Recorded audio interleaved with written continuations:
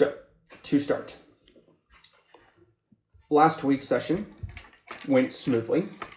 The party returned to S.P.E.C.I.L.I.S.T after settling a few important matters that had been nagging at them, and made some personal discoveries. The party found upon personal inspection in the morning after the fights that their bodies had been exhibiting new and intriguing minor changes.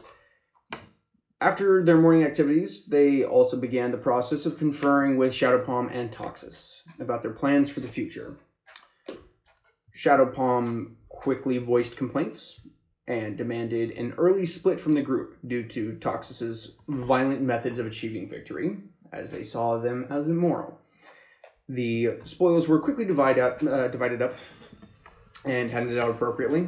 Shadowpalm also took the children with them in order to assure that their continued safety was assured, and made for Milania as directly as possible, deciding to skip over S.P.E.C.I.L.I.S.T.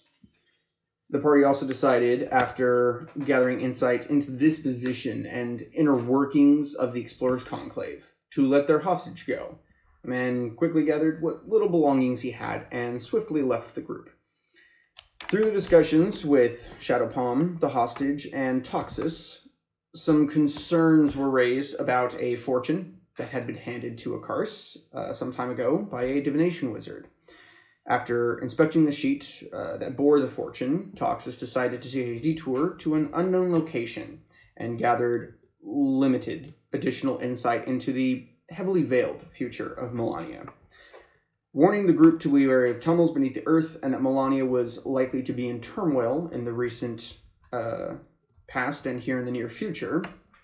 Everyone has been a little introspective lately. S.P.E.C.I.L.I.S.T has also chosen to follow the party to Milania, with no objections raised from either the group or from Toxis.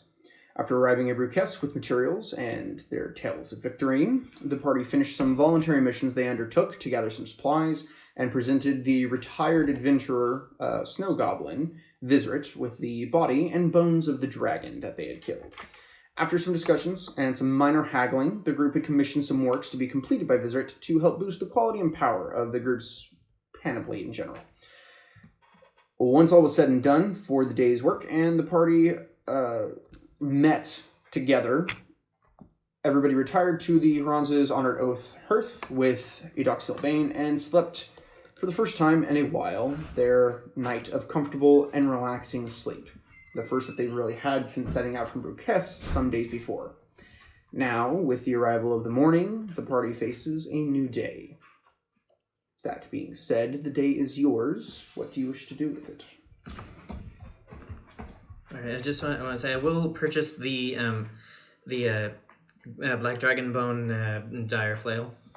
Okay, and are you going to pay him with gold and materials, or just the materials? Golden materials. Golden materials. Okay, I will go ahead and mark that down then. Also, a question: will it be considered magical, or will I need to have it considered will I need to? It has a damage resistance. I believe it's. Yeah, I would have to double check which damage resistance an adult gives you, but there is damage resistance to acid specifically due to the fact that it was created from a black dragon. However, it is also considered a +2 weapon. It is not considered magical in the traditional sense. It is a magic material, but it is not a magical weapon. It is simply a high-quality weapon. Additionally, if I remember correctly, there are a few other interesting aspects to it, which I'll pull up here in just a second, so that I can get to that point. Is there anything else that anybody had questions about regarding their equipment? Yes. Real quick. I guess it's kind of regarding equipment. I had mentioned, I don't remember if I texted or just mentioned it, that I wanted to take out everything that I had put into the haversack and then turn the haversack inside out to see if there was anything extra in there. Okay. You turn it inside out. There are some loose sheafs of paper. There's nothing written on them. It looks like parchment. Actually, I just checked my gold. I will have to pay for that in dragon parts. Okay. You do have some gold, to be clear. Each person received 76 platinum, 481 gold, 1,109 silver, and 41 copper. I have the gold equivalent posted into the chat as well, so you guys should be able to check that. and see what's going on. Is- You texted me about something specifically? You sent me a message? Or was it a... Let me see. Or was that referring to whenever I was heading to pick you up? Yeah. Okay. That's Is that not German. That is my phone failing to handle autocorrect properly. I was gonna ask if I can go back and maybe change it to nothing, not a warhammer, but like maybe a shield, and then something to replace shin guards and bracers. Okay, so you're not looking to get a warhammer made out of the dragon then? You're looking for a shield and bracers. Yeah. Okay. Okay. What kind of equipment do you have right now for armor? My shield, I think leather, braces, and then I think it was iron. Shin things. Shin guards? Shin Okay. guards. If I remember correctly, due to your class, you're trying to keep your equipment light, right? Yeah. Okay. Bone, thankfully, even dragon bone is not very heavy because it's not a very old dragon. It was only an adult, so it's not particularly heavy, all things considered. It shouldn't be that big an issue for you. Thinking about it, if you get your shield, your bracers, and your greaves, That might be too heavy. no, that should be fine. If you started adding more on, like a breastplate or extra pauldrons, things like that, it would probably start getting in the way. But no, I think greaves and bracers would be fine. You made him do a breastplate with like a light enchantment or a super light. Would that still be too heavy?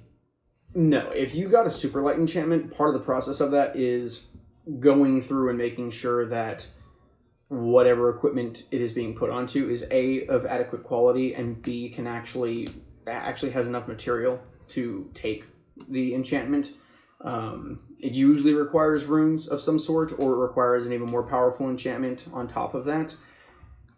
If you're going to try and get a super light enchantment for a armor set, you have to be careful what kind of armor set you end up getting, because some of them are too restrictive. For example, Akaris is getting dragon leather robes made, and he's putting a super light enchantment on that so he doesn't encumber him. That was me. We're both doing it. You're both doing it. Oh, that's right. You changed your mind. Yes. So, what would ordinarily over-encumber them with a full leather set is no longer going to be an issue for them. If you tried to get plate armor and you got the super light enchantment, it would reduce it from heavy to light, but it is still considered armor. It's too bulky to put yourself on. The most that you could really do is find either a less extreme version of heavy armor or get a medium armor set. Unless you went and spoke with a merchant or smith that was adequately equipped and skilled enough to create something that would be mobile for you, which is not common. You'd probably have to go to one of the forging guilds in Milania. They're one of the only people who have it easily available. After talking to the apothecary, am I capable of creating an incubation so it would be not bad? Definitely not. Really, by the time that you get back to Milania, most of the eggs will have expired. Yeah. If not all of them. Your bag is not adequate. You're going to spend weeks outside of their comfort zone, and you have to go through a desert. I do have to go through a desert. So unfortunately not. Can I get the eggs to the apothecary? You can. Okay. Can I try like maybe making a pauldron if I have enough? Sure. The gold and the equipment itself isn't the concern. My only thing with what you're trying to do for your armor is if you're trying to keep yourself unarmored for the sake of your class, there is a limited amount that you can do. If you want to become armored, then there are ways of retaining a high armor class without being over encumbered, but at that point you're sacrificing your class's ability to give you AC bonuses for actual equipment. That's where the concern is. That's why they're shelling out an ass ton of money for super light enchantments, because otherwise they wouldn't be able to. Super light enchantment on a light armor set makes it weightless. It has 0 weight. No pounds, no ounces, no nothing. A standard light enchantment will have the weight of it. So anything that would be considered heavy would be medium, medium would be light, and light, depending on what it is, may or may not have a weight. You can use scales as kind of like an armored thing too, right? Yes, you absolutely can. That's why he has a an armored bonus. He has, well, specifically has natural armor bonus. Okay. I could possibly maybe think about putting that on, like maybe if I do get a pauldron, maybe kind of give it with a super light enchantment or something like that. I mean, if you're going to get a pauldron's not heavy enough for it to matter. You could get a standard light enchantment on a pauldron. The issue is you're going to run into one of two problems, weight or bulk. If you start adding more pieces on, it doesn't matter how light it is, it will get in the way of you.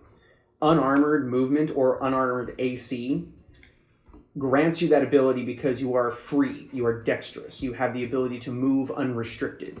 Even if something weighs nothing, if you got into a unpowered Iron Man suit, you'd have a real hard time walking around. Even if it was weightless, it's bulky. There's a limited range of movement that you have. Now, having said that, you can offset that with various different skills. For example, if you start taking armor masteries and you start practicing with heavy armor sets, eventually you can reduce or remove entirely the restrictions that would be imposed by armor. But that takes time. That takes combat experience. That takes training. That takes time. So if you want to start adding pauldrons, other things like that, you're going to need to do one of two things. Go down either a heavy magic enchantment route, or you're going to need to just go full force and start taking armor, because too much and I have to remove your class ability. I was just gonna stick with the shield, with like a shield, pauldron, braces, and a shin guard. That's mainly the main armor pieces he's gonna stick with. If you have some basic pauldrons, that will work. I'm talking simple caps for your shoulders, like an epaulette sort of thing. I saw one with a little like metal piece I jutting was out, and I'm thinking like, like that, but then that's gonna- way too- That is what's going to start giving you problems. Yeah. Especially whenever you have metals and you have heavy metals, you start really working out issues with that sort of stuff. Those setups, if you look at them, you are incapable of raising your arm directly above your head. It doesn't make it possible. The way that a lot of those have them set up is that they're set up in a fish scale formation, so that way it works for you to move around here, but you cannot raise your arm entirely above your head. It gets in the way. So that sort of physical restriction is the problem.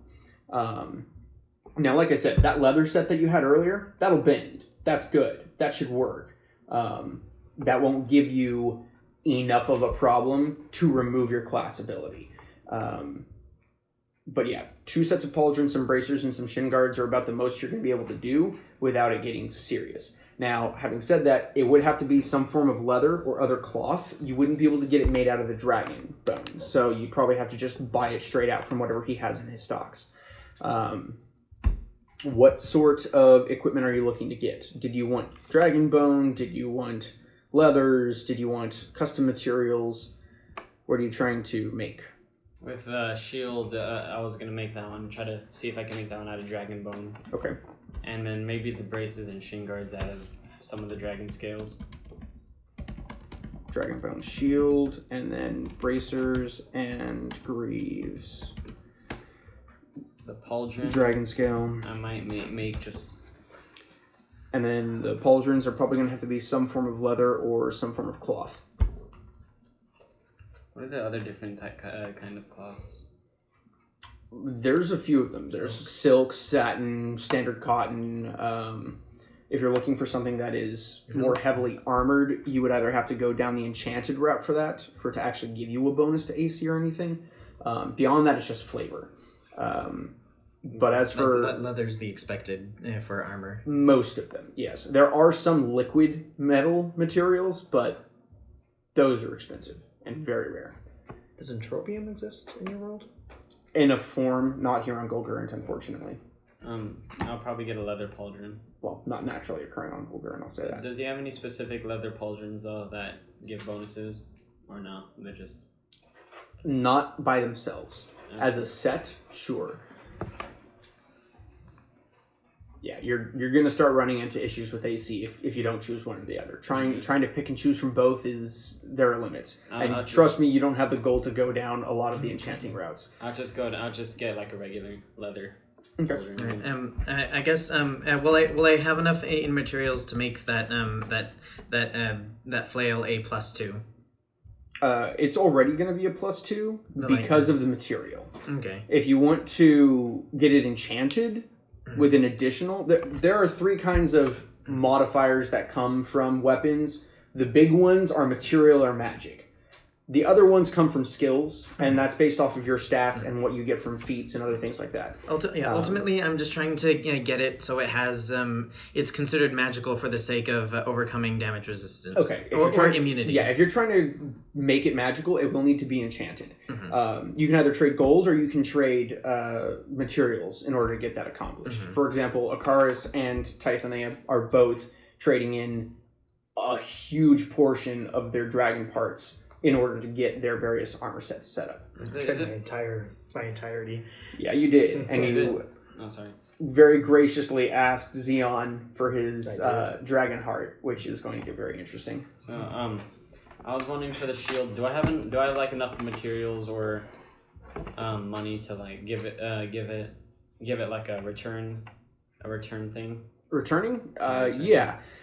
You could trade other gold or parts for that. The purposes of trading dragon parts is just the raw material value of dragon parts. I'm just wondering if I have enough. For the server progressing, would you be okay with us like discussing this later over the phone? I've been busy, but things have cleared up for me. Yeah, so and this is going to take time for you guys to go through and actually get, because none of these materials on hand, except for things that he already has, are ready and available. This is not give me tomorrow morning, I'll work through the night and I'll have something for you. It's dragon bone. It has to be meticulously carved. Half these things have to be enchanted. That can take months by itself. There's a lot that you guys are asking for. There's no way in hell, unless you guys start living here in Brukest, you'll ever get through any of this. Now, what these two are doing is that they're setting up a system where they drop off their requests, they're going to leave the appropriate golden parts, and then they're going to head off towards Milania, and then Viserit will actually ship it to them. So that's what they're currently undergoing. That's what I was going to try to do with Sindri too. Okay. Then in that case, just go ahead and text me later for what it is that you want. With what you have right now, it's a matter of purchasing it. You have a lot of gold worth right now. You're sitting on roughly the equivalent of 20,000 gold, give or take, in items, gold, dragon parts. You guys have a lot of money, which means you can buy almost anything it is that you want. You just need to tell me what it is, and if there's something restrictive, then I'll tell you whether or not that's a problem. Here in Brukest, they have incredible smiths, they have incredible craftsmen, and they have really, really powerful enchanters. They've got their bases covered. They aren't the problem. You deciding what you need is the problem, and then the physical limitations of what you can and cannot do. So if you want to preserve your class AC bonus ability, we have to discuss what you can and cannot take. Most of it is based off of physical bulk, whereas the rest of it is just gold cost.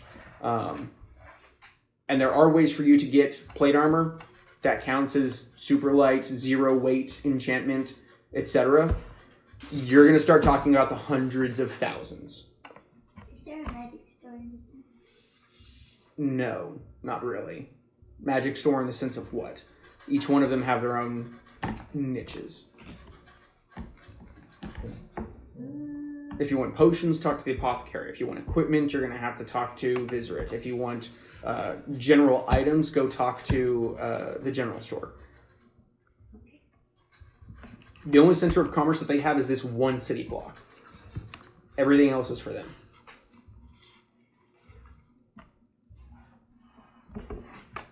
You need ink. Not anymore. He permanently You doesn't. still need paper, but Yeah, paper. Does it need to be special paper? Probably. it needs to be high quality. That way it doesn't bleed or shred or peel apart. My Do you spell need book, ink which I to have. Copy the spell? Sorry? No. Do I need ink to Do copy you this? need ink to copy the ink spell? Yes, I do need that. Otherwise, it's just gonna. Otherwise, I think it's. Which is a 3rd tier spell, so that's going to cost you 150 gold worth of ink and paper for 3 hours.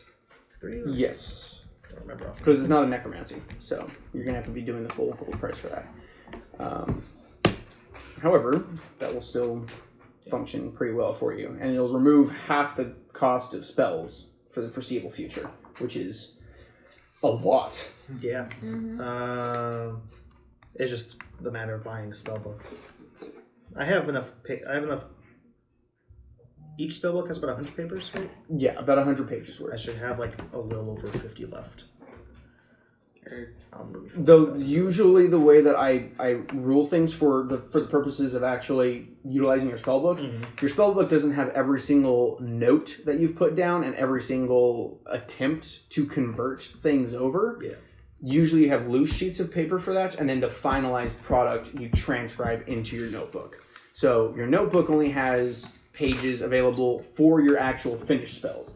All of the paper that you're going to need otherwise for transcribing and learning spells, you usually want to keep separate from your actual spellbook. Yeah. That's why people have to constantly buy new paper and ink. You were saying? Yeah, you said you're going to give me at least like one chance per day to try to summon my hammer, right? Mm-hmm. Just double checking on that. Yes. And also, is there any other bonuses to that new Warhammer I have, the crystal one, or is it just the +2? It's a flat +2 Warhammer. It gives you a +2 to your attack and damage rolls. Okay. And it is magical for the purposes of overcoming resistances. Alright.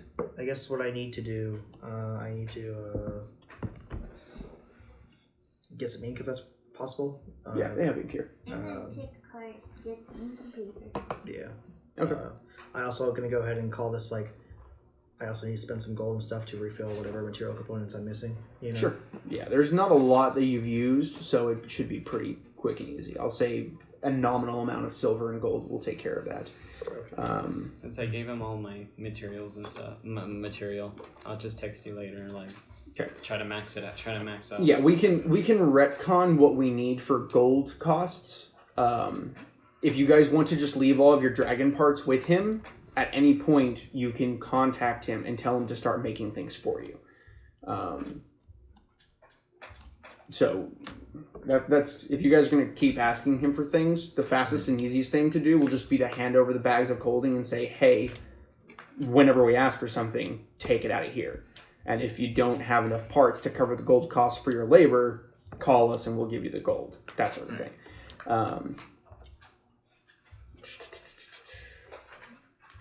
But giving him that material, that has made him very happy. He likes working with dragons. Well, with their parts, not with the dragons themselves. Understandable. Maybe a psychopathic dragon that likes seeing other dragons suffer. We gotta get together and rename our whole group, and we'll just be the dragon fuckers. I thought that's where you were going with it. No, we're gonna be the dragon friends. No. Well, there you go, Doug. That's something for you to go ahead and fucking... And not one of us is a bard. Friends. It's okay. It's not like we You'll bleep that out, don't worry. We're not monetized. Dragon because friends. of I that. don't need to bleep shit out. We don't Yay. have a sponsorship. $3? No. 5 years down the road, we'll be I did- looking back at this. God damn it. I did notice several ads at the beginning though, so I was just like, skip. Oh, I do have it marked to be in review, so YouTube can place their own ads upon that video and make their own revenue for me. Wait, is it on YouTube? I don't make shit though. Yeah, it's on YouTube. Rip. How many views? You have to. Don't give YouTube money. Well, it was Give either them a that or choice. my max. I think my max amount was 15 minutes. Yeah. And this goes above 15 minutes, so I was like, well, shit. So I agreed to a bunch of things so I could Guess you post gotta it. give Would YouTube. you like to sell your soul? Yeah. Yeah, basically. Okay, so for you guys gathering everything that you need, there's the Phoenix Feather Forges, which is where a lot of your materials are actually going to be produced. Vizrit is their resident dragon specialist, and he's the one who's going to be assisting on all these projects and drawing up all the dimensions for you guys. He's from the Silver Spear. If you guys want various random things for either material components or general rations and things for road and the travel, that's going to be coming out of the Titan's trade. If you guys want food, you're going to need to go to Ronza's Honored Oath Hearth, and then anything that falls outside the realm of basic city or town-based supplies, you're going to have to go, most of them magical, you're going to have to go to the Roaring Wraith Apothecary. But that will be where you guys are going to get your various different things. Can I sell my eggs to the apothecary? You can try. I will try. Go ahead and roll a persuasion check and tell me how it is you're going to try and convince them. Is there anywhere like a little open, quiet area? An open, quiet area. That I can possibly Define open, define quiet. like how a park usually is. Check out this one. No, not that you're aware of. You would have to exit the city. The answer is I cannot sell my spider eggs. Did you roll a natural one? Almost. 2. Plus my charisma is a 7. It's a 7. I just gonna suggest. So, Fellow the drow, who runs the apothecary, looks at you and says, to paraphrase, because he does give you a lecture over the whole thing. You take notes. A, it's an effort to raise giant spiders. B, it will cost him to keep the eggs preserved if he wants to use them as components. C, you're not giving him anything for it, you're just dumping a problem on him. And D, you can't do anything with it yourself, so no. You can either give it to him and he'll decide what to do with it, or you can take them and they'll rot in your bag. Feed it to your bugs. I don't want to feed bugs to my bugs. That's a tiny bit morbid. I give all of them except for Look at any praying mantis ever. and then I feed that Look at one to the spiders. bugs. Look at spiders, look at praying mantis. Look at And- any predatorial insect. Ants taking back their fallen soldiers to break them down. Some ants have Insects. a graveyard. I Some of them do. don't know a whole lot about ants. I just know about Their that. graveyard is also where they Ants put their Canada. trash. Oh, I Ants Canada is a good He's- channel. He lives in It's a great Philippines. channel. I love He that lives in channel. the Philippines. He does. Because he's Filipino. He's also constantly all over the place. He also sings. He does also sings. Moving on. Spiders. He's got a tarantula. So, you drop off your spiders. I will say for the purposes of brevity that we are going to move on with what you guys are doing once you have left the city. It will take some weeks or some months for you guys' equipment to be finished. Your two are going to take quite a while because you're getting them enchanted and made. So they need to take the leather, clean it, process it, tan it, then make it into what they need, then send it to get enchanted, then look over it for any additional defects or problems, take it back, and then give you the finished product and ship it to you. It'll take a while. It'll get to you, it'll take a while. So, People need to buy some horses. Yes. Oh, Because yeah. Tots How would I- needed people to buy horses. Yeah, I was gonna how would I get myself a phantom seed? Like the spell-ish thing. you're not a spellcaster. I don't need the spell. I need an item with a spell. Otherwise, the horse is gonna die. They don't have that here. The horse is gonna die. I mean, Just run, smile. Dash. I can run faster. we could get him a wagon. Yeah, we can buy a wagon. Yeah. But how heavy are you? 400 pounds. Ooh. And we can get That's the bulk of that's the bulk of a lot of Yeah. carts' weights. the Standard carts. There are wagons that can carry a lot more. we could get the Budweiser Clydesdales, Mm-hmm. and they can pull the wagon with it on it. Sure. That's the plan. Who is going to actually head to wherever you guys are going to try and investigate to find this and speak to whoever is willing to sell something? I took a cars to Lightning. That's on you guys. I just want to go find a horse or something. Okay. So, what about you, Faithon? Are you heading with them? Yeah, I can't ride anything unless it's special. Okay. Me and So, Faithon show can up the take station. turns I will carrying say that Titan and Akaris are handling the group's provisions. I will give you guys an upkeep cost here in just a second for you guys' party heading back. Beyond that, I will have you three roll investigation checks, so that way we can see how quickly you guys get to where you need to go. Fuck. On the way back, when Akaris goes to, I guess, wherever we're supposed to meet, he just kind of It's like not. props down and I'm- starts crushing Alexandrite. Okay. I rolled a 3. Can I use my wait? I need to change the Can bonus you for use luck. charisma? But can I use my luck to for it? Sure, you can. All right, bastard. Bastard. Bastard. bastard. Bastard It's 20. a bastard. Can I use my endurance? No, you cannot. Dang it. It would take you longer if you did. If you tried. What about recognition? No, you just got to the city. You've been in here for a grand total of 2.5 days. Okay, then 5. Does Sindri know what horses are? Sindri shit. knows what horses are. Oh, 15.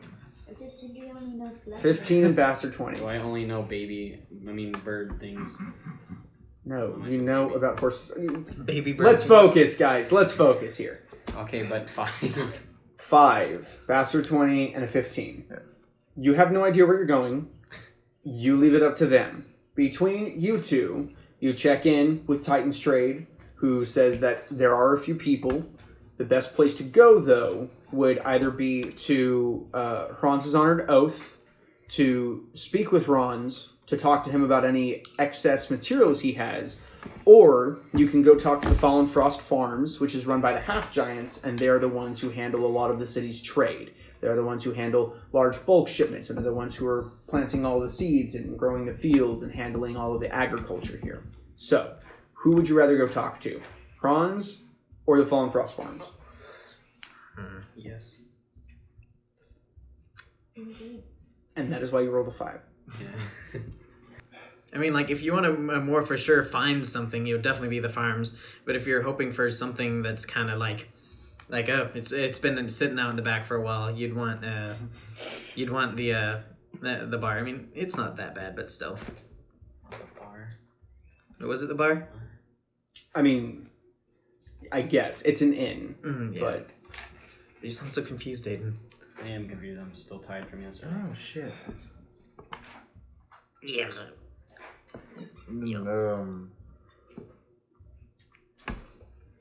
I'm thinking the farm. Yeah. There you go. Okay. For some reason, the word escaped my head on it. So, the place that you guys have not actually entered yet is the Fallen Frost Farms, where you now head after speaking with the people from Titan's Trade, which are the Drow, the 4 males that run it. You head in, and it is mostly a series of counters, tables, planning areas, workshops.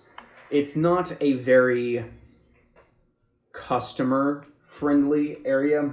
This is very much a utilitarian portion of the trade in the city. This is where merchants go to make deals. This is where shipping ledgers and manifests are written, created, and sent out. This is where excess products are processed and stored.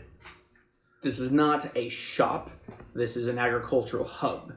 As you walk in, you see that there's about a dozen or so different half-giants who are currently walking back and forth, talking amongst themselves, handling various different portions of the city's business.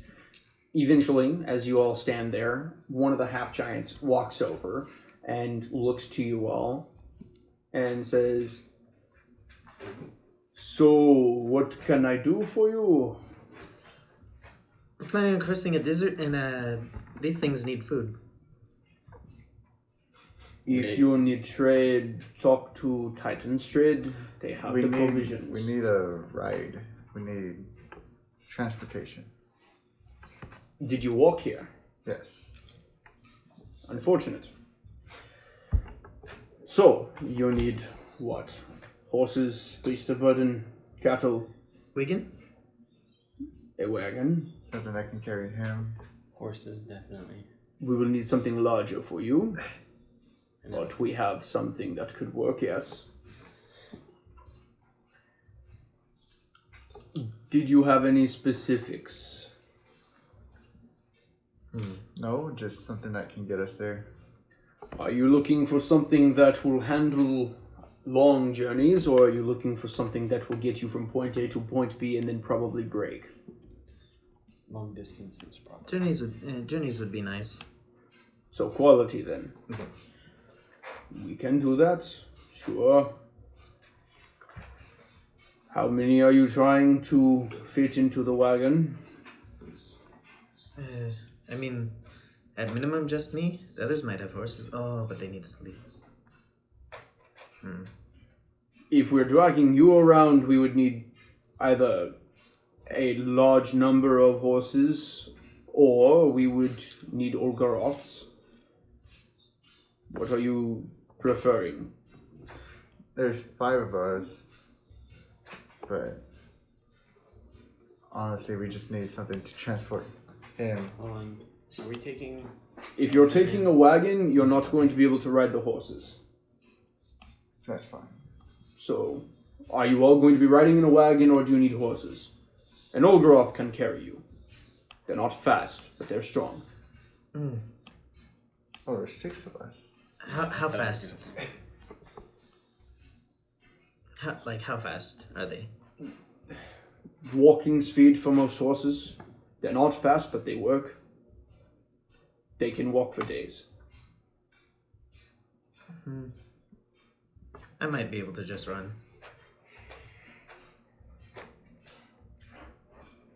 He's probably gonna run. What about our lady friend? She could use a horse. She doesn't weigh an upward of 400 pounds. Can you keep up? Are you? Are you going to try and outrun horses? Maybe at walking pace. If you're at walking pace, you're at walking pace. You all have not traveled much, have you? Nope. My walk speed is 40. That's what I'm like. Just get it out there. So, out of character, you have a run speed of 40, yes, and because you're a construct, you don't actually lose steam. You can run technically forever. However, Weird. horses are also fast, and if they end up running, there's no way in hell you'll ever catch them. You're fast. You're not horse fast. So... What are the Olgaroths you're saying? Is it Olgaroth? The Olgaroths are the same things. Who went with... Or are you thinking an Auroch? No, Olgaroth. They are Okay. large, massive, black, double-horned bulls. We did. You two went on the caravan down to the Draconic Kingdom. That's right. Thing. Olgaroths are massive, 9-foot tall, Could they keep up? heavily muscled. Could they keep up with horses if they ran? They could run. You would reduce the amount of time that they can run. The thing that Olgaroths are known for is their ability to walk for days. Some of them can go a week. Persistence. Yeah, they have endurance for days. What they lack is speed. They only have a running speed of a fast trot for most horses. So they wouldn't be able, an Olgaroth would not keep up with sprinting horses, but with you in the mix, there are only 2 options. Either you take a wagon and the entire group runs at a moderate speed, or you take the Olgaroth and you still go at a moderate speed. It's a matter of whether or not you guys want a wagon or you're trying to get an Olgaroth. How much would that compare to just a wagon? All right, so Olgaroths are expensive. If you're trying to take some from Bukes who don't actively trade in these. Right, so an Olgaroth is 2,600 gold. Yeah, not within our price range. I mean, Oh yeah. depends. But it'll last you forever.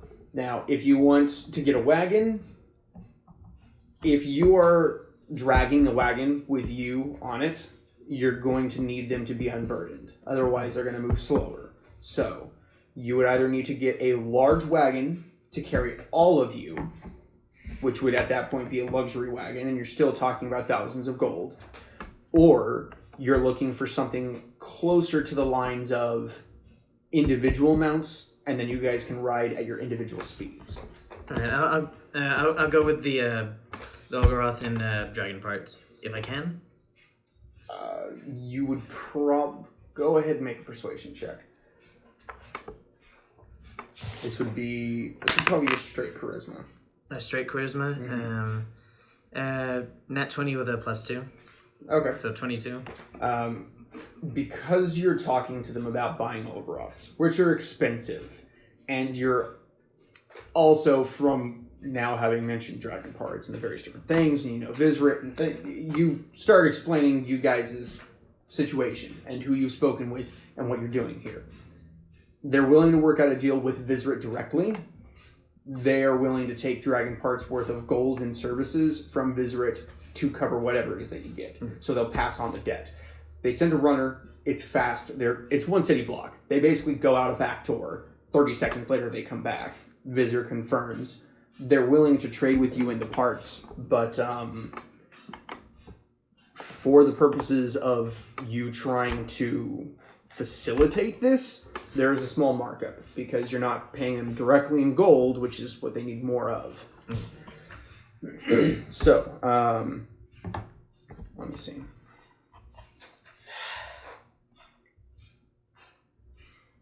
And the rest of you guys are getting mounts. Mm-hmm. How many mounts do you need and what kind? Probably draft or writing. If Titania doesn't get a mount, or if someone else doesn't get a mount, I have space, technically. It's a warhorse, so... Okay. Titania wants one. Alfie wants Titania to get a draft horse. But that doesn't make any sense. Okay. Alright, so... it'll be 2,700 since you're trading dragon parts for the Olgaroth. Because there's a small markup, considering they're... 2,700. Yeah, from the 26 to the 27. Because you're not just giving them gold. Oh, it just costs more. Wait, does it just cost more in dragon parts? It does cost slightly more worth of Okay. dragon parts. Not an immense amount, it's an extra 100, but you're not giving them gold, which is more easily liquidated into the actual resources that they need to trade with. Dragon parts are a niche thing, and they have to go through someone else. So there's a small markup because you're not actually giving them gold. Could I pay them the extra 100, or would it have to be the extra 100 in dragon parts? It's the extra 100 in dragon parts. Alright. It's Mm-hmm. mostly relevant. If you want to give them the 100 in gold, you can, so that way you can preserve your dragon parts worth. I'll do that. Then you can do that. Go ahead and mark up 100 gold, and I will mark down the 2,600 for your Olgaroth. So how many mounts do you need? And what kinds?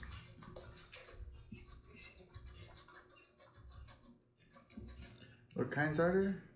There are a number of them. Here in Brukest, they have a fair number of them. Beyond the Olgaroths, they also do have Zephyrs. Should we have that Or on? Sleipnirs, sorry. Sleipnirs. Which are magical, and they're... Many feet? Yeah, they're more expensive than the Olgaroths are. Should we have the TV on? Zephyrs, Sleipnirs. Right, so they don't have camels. They do have, not for sale at least, they have donkeys and mules. They have horses, draft riding, and war horses. They also have some ponies. They don't have mastiffs, and they don't have elephants. They have war horses, right? They have war horses. How much for Slep? For a Sleipnir, More than what I have. a Sleipnir is 8,500 gold. Is it, yeah. Well, for humans, I know it's mothers.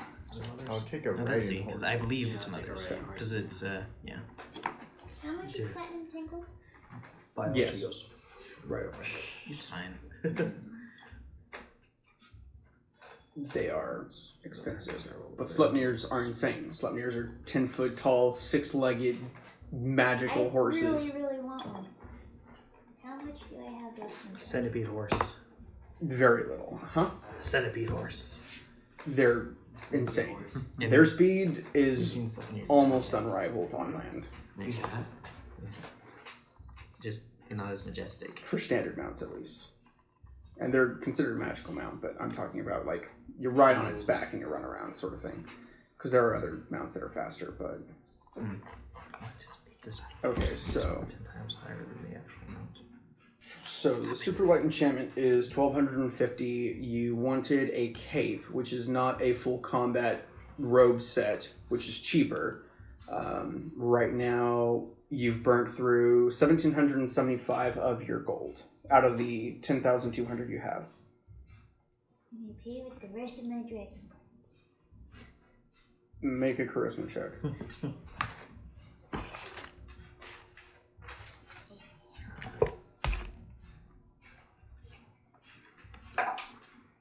Yes. Tim, this is the horse she's buying. 22. 22. I think that's not what it looks like, but this is from a game that does quote unquote.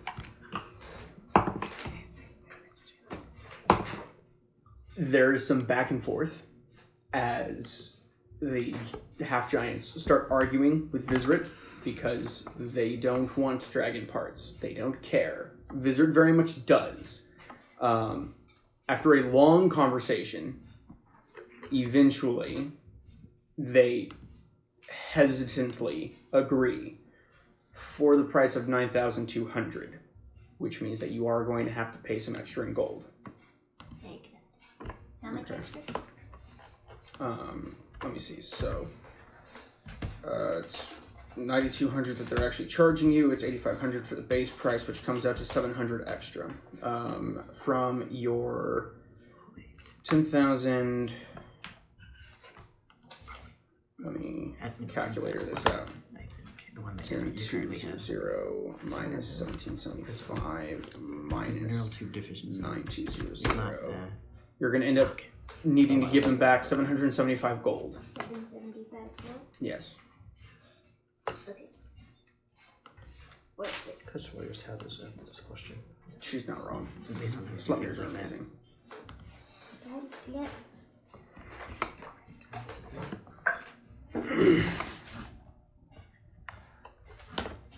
You should get this one immediately. I said 6. They have 8. My bad. Oh, because Loki just thought a horse looked nice. I'm joking. That's not how it was. That's how you oversimplify a situation. The horse thought Loki looked nice. Oh yeah, because he decided to look nice Yep. for a horse. Worth it. So, it is considered a large monstrosity. It is neutral good. It has a strength of 20, a dex of 12, a constitution of 20, an intelligence of 10, a wisdom of 15, and a charisma of 10. They have a list of things that they can do. I can use my companion's box. Once a day, you can have them as a bonus action leap into the air and have a flying speed of 60 feet for 1 minute. They also have the ability to trample, they can multi-attack, they have specialized hooves, they have fucking area of effect attacks, they can make opportunity attacks, and all sorts of crazy shit. Send me the stuff. They're pretty nuts. And I'm 100% out of Dragon Portsmouth. Yes, you are. Worth. Woo! Yes. And that thing can pull a fucking wagon by itself. I'm gonna have to email you that. Alright, so you have a fucking Sleipnir now. Yay! Well, not yet. I'm still buying ink or cars. By the way, that doesn't include the price for barding or anything else for it. That's fine. So You're gonna be riding it I raw. ride bareback. You guys are getting all these fancy both- mounts and we use different terms to for it. feed them. And You're doing bareback, I said raw. do you remember whenever they went and decided to just buy a bunch of random fucking pets? The weasel and everything else that they got? I'm talking about Critical Role right now. Fucking. Yeah. What did they buy? Similar they bought but an different. owl, they bought a weasel, weasel, and a blink blink dog. Yeah. How necessary? They just impulse bought 3 animals, immediately lost one, and nearly killed the other Several times. several times. That How weasel's been through some necessary. shit. Is a saddle. Very. You will get thrown off. Sleipnirs have retarded speed. How much is the saddle? $2? Demonetized. You wish. $3? 2 copper, 3 copper. I mean, 1 copper after 50 million years. 556 copper. by the way, the speed on the Sleipnir page that I gave you is wrong. They have a speed of I heard that one would 120. be wrong. Speed of 120 That on one. ground. Yeah, because Yeah. just because something's They have a flight like, speed of 60. Oh, because it's not always very advantageous. I'll go so fast. For example, Big Beak is It's 'cause nice he for, has- it's 'cause he has for legs. cracking open seeds, It's but the only what reason. about getting into a flower maybe? It's because it's a That's where you're 10-foot tall, magical, divine horse. If you glue legs onto a normal horse, it will also go fast. Wrong. It goes slower. If you staple them on the other hand, Anyway. they'll run away from you faster. Oh, you know what? You're right. Staples. So, work better. If you glue, they'll just be like, Yeah, because then they'll just fall off eventually. with the staples, they'll be freaking out and running from you. give me a second, because now I have to go down and I have to give you all the fucking gold costs for everything else. What the heck is going on? Shopping episode. Shopping episode. We're getting Um, there. I think everyone has their horses. We're just D&D This is the Beyond. price of the horse. Where's your horse? Do you have one? I'm crushing one up right now. Okay. Stop killing your horse, He's Dust. making some glue. Also, mine is cooler than yours. True. Mine's the second coolest. Yeah. What is yours? Mine's undead. Ah, And then you're the third one. And we got the basics. your basic bees. Yeah. I think, what's a undead warhorse? CR? Is it a 1/4? 1? I'm not sure. All it tells me is that it has the warhorse's stats, all of them. It's just it's undead now. It just got a skull face. Yeah. It's heavy metal. And it's Heavy ghostly. metal. And his teeth are just like,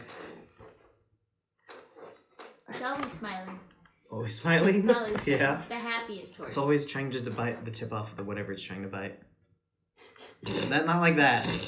Because like I saw the picture and he looked like he's just like Yeah, because their teeth are a little jutted out forward. Mhm. Yeah. Anyway. Ever seen like a horse like rear back its lips? Yeah, so a skeletal want to. warhorse is a CR rating of 1/2. We're filling in the dead air, so Doug doesn't have to cut it out this time. Even though you probably cut it out anyway, none of this is relevant. No. It's only that it's only like when it's just complete silence do I kind of mess with things. We'll make this as long as possible so that you two All gets right. paid, So, and then we get paid. for the Sure. saddle, bit, bridle, and That's everything that you need to unusual. ride it, this does not include a pack or saddle bags. That's fine. It's going to be 300 gold. I accept. 300? Yep. Go ahead and mark off your gold cost. I mean, hey, gold just burns a hole in your pocket. Items actually give you things. 300. I'm gonna gotta figure this spend out. all of Not my for my money dragon here. nature. It's not a bad place to spend it because there's some amazing stuff. What Spend, happens when you get a lot of powerful, ordinarily Always isolationist groups to work spend together? all of It's your an money island. as Yeah, soon as you Australians get are it and never ecologically save for isolated. anything. Nope. Geography with me. Okay, so you now have your Sleipnir and its saddle, which is an insane sentence, but moving on. And rings. Those are also included. Who else needs what else? Just the price of a riding horse. Okay, Yeah. so a riding horse is 75 gold. Okay.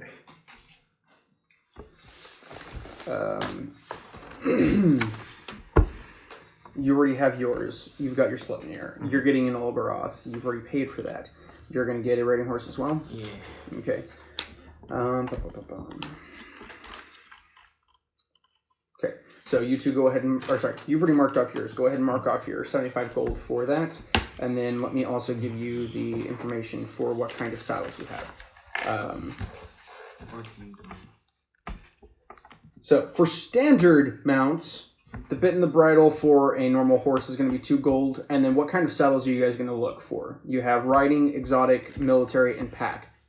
Exotic for a standard horse is just a luxury, is what you can also Just do. the standard. What is military?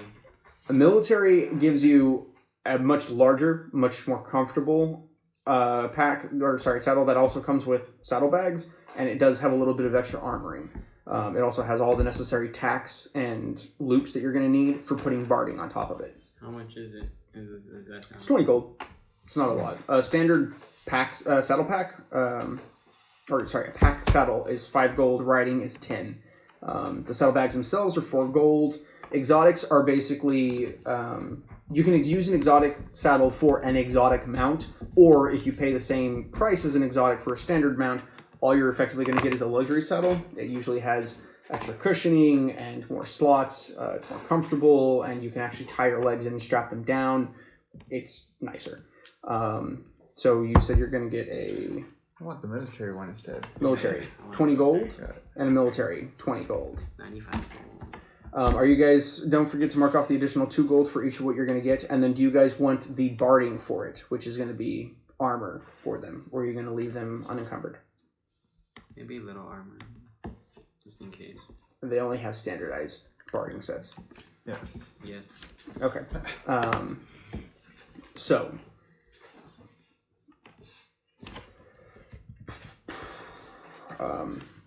for the purposes of this, there are different styles of barding depending on the materials that you want for them, if that's what you're referring to, which it may have been. Let me pull up the armor lists.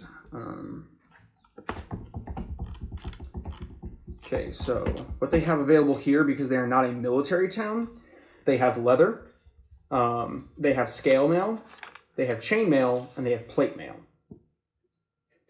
Probably leather. Yeah. Leather is going to be 40 gold for barding.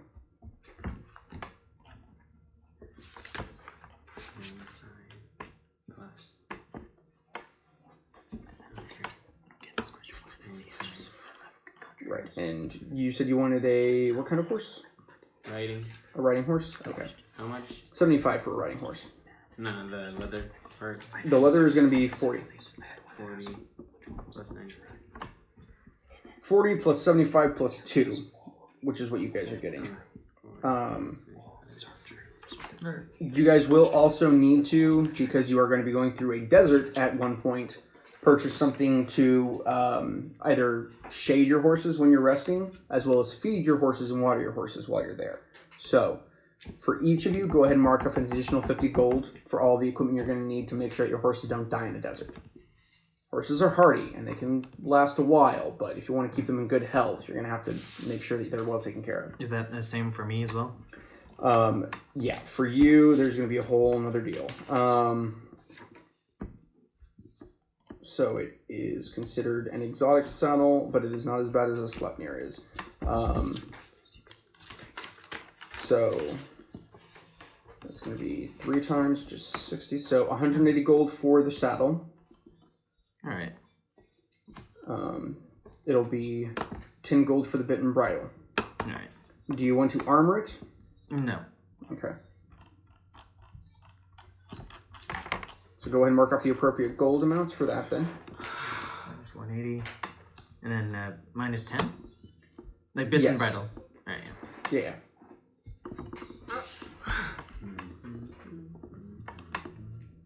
And what do you mean by minus 10? Yeah, the bits and bridle. Yeah, that's an extra 10 that you're going to need to pay for. I just want to make sure you're it's a minus 10 to my gold. Okay, yes. You guys have a pretty decent chunk of gold as well, so I think you guys should be okay. Alright, so you have your Sleipnir, your badass fucking 10-foot tall magical mount, Jesus Christ. You have your spectral steed, which you're creating. You have your riding horse, bit bridle saddles, as well as your barding. You have your Olgaroth. That is everyone. Moving on. So, is there anything else that you guys need to get done throughout the day? Drink more. If there's any time, I would like to take the time to scrap that spell over the 3rd level Sure. thing. You have plenty of time for that. Okay. Don't forget to mark off any rations that you guys are going to be using for today, unless you guys are going to get food from Franz's. What's the spell called I'm again? gonna go back to the bar. Shadow Ink. Shadow Ink. Or sorry, this is Greater Shadow Ink because this actually operates well for magical spells, spellbook creation as well. Can I go to the bar and like? I want to start trying new things just besides the. Right before he leaves. Yeah. Actually, how many 3rd level spell slots do you have? Just one. Just one? Oh, actually, we're. Let me look up Shadow Ink. Actually, no, man. I remember you told me that it was a 3rd level version of this. Yes. There are limitations to how long it lasts, though. Oh, because he's got to write more than For 1 3 hour. hours. Yeah. Where the hell is it? Okay, I'll just go ahead and pull up Grimoires.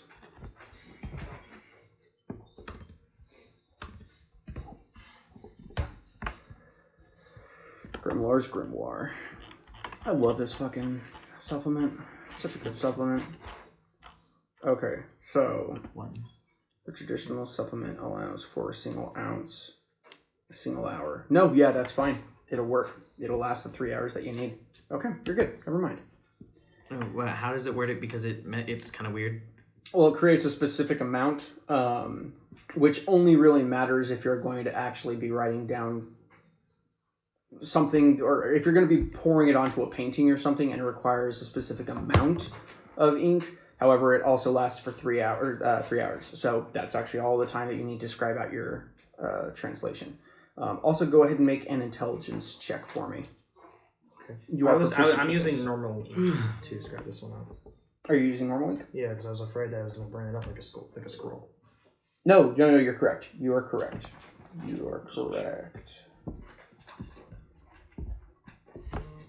The intelligence check is for the transcription. I think it's a 17.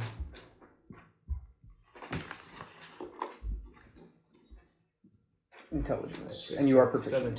17. Okay. Easy enough looking it over. It's interesting script, but it is a finished product. This is a shorthand, simple, finished product, and it is mostly the equations. There is little to no translation that you need between anything else, and everything else you can infer. If there is, I do have comprehend languages, so I would just take the quick 10 minutes to be like. Okay. Yeah, it's not a big issue. More than anything, trying to make sure that you'd be able to transcribe the spell. Okay.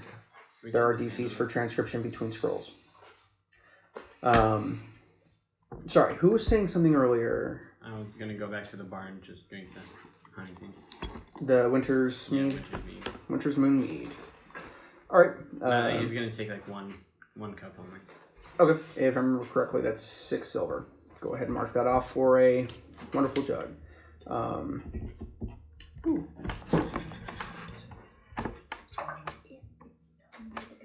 Of course you did. Where's the pencil? As you're sitting down, drinking up your mead, enjoying it, savoring your taste, longing after it, even though you haven't even left yet, you hear the loud pounding of boots. You look up and you see what is the large Goliath form of Franz, who leans over the bar, and you hear the wood creaking underneath it as he leans over to you, and he says, "So, you're headed out soon, yeah? Yep. I see you've taken a liking to my ale. I would admit it's like nothing I've ever had before. You feel like taking a cask with you? What's that? A cask of ale? Yes. Sure." He turns around, walks back over to the side of the bar, brings back a fairly hefty cask. It's like half the size of a standard wine barrel, and sets it down on the counter, kind of like shakes a little bit. 120 gold. It'll last you more than a few nights. Can I give him 120 gold? All right. Slides it over to you. You can hear it across the bar. Peer pressure. No one said anything like, get it. He reaches over and pats you on the shoulder with a huge, hefty hand. Just, you're gonna enjoy it. Don't worry about it. 125? Yeah, 120 gold. Oh, okay. 120 gold. Walks off chuckling. Oh wait, of course. Oh god. When are you going to teach me how to summon a familiar? If we have time, I will transcribe it into your book. If we have time. I will go ahead and... Yeah, dealing with everything doesn't take you very long. Toxis doesn't even show up until about 4 o'clock. So, do you guys have time? Does my saddle include anything for storage? It has all the loops necessary, and your supporters pack also has tie-ons and things like that, so it can actually be loaded onto the side of either a wagon or a cart. In this case, your Olgaroth is huge. Your Olgaroth is about 7 feet tall. It's this big monolithic bull. It's hugely wide. I think I've described it before, but it's like those dogs that have that strange musculatory mutation that gives them 2 layers of muscle on them. They're just cut. Looking at the side of this, you're big. It is also big. And looking at it, it's about 14 feet long, 7 foot tall, about 6-7 feet wide. It's a big, massive, just hunk of flesh. All right, as I was gonna will I be able to put my portable ram and great axe just on it? Just, no issues. Hang it from the side. They're mundane, so I don't have to worry about someone being like. One of these can haul a large wagon by themselves. They are the ultimate workhorse. Ethan. Oh, I know that. I forgot. I was thinking about that. Like they just the disorder is that they don't have them. I think it's like myosin, or we have something that stops our muscles from glowing. It's probably not myosin. It's something else. Your muscles glow? No, growing. Ethan's muscles. What'd you type in for that? That's normal. What'd you type in for that? It's a double muscle cattle. Good. They're awesome. Yeah, their muscles just don't stop growing. They both. And you can also look up double muscle greyhound, and it's way funnier. I'll take your word for that. I think Myosin is a standard thing, so I might be wrong. Is a Greater Shadow Ink, is that a ritual Nope, spell, it's not or is Myosin. it has to use a spell slot? It does use a spell slot. Okay. I do not have it prepared. Actually, what did you roll on your? 17. 17? Although you said I was proficient in it, so Yes, I guess technically 19. So, interesting note on that. You guys are insane. Insane in the membrane. Insane in the brain. Where's that from? It's an Myostatin. old school. Okay, yeah, it's been a while since I've used that word. Myostatin. It's an old song. Very old song. Hella old school. And it inhibits myogenesis, or muscle growth, so they just get thick. Get thick. Myostatin. Okay, so, interesting point on this. And you would have gotten this through reading through it all, because you did manage to transcribe, look through everything, use to comprehend languages.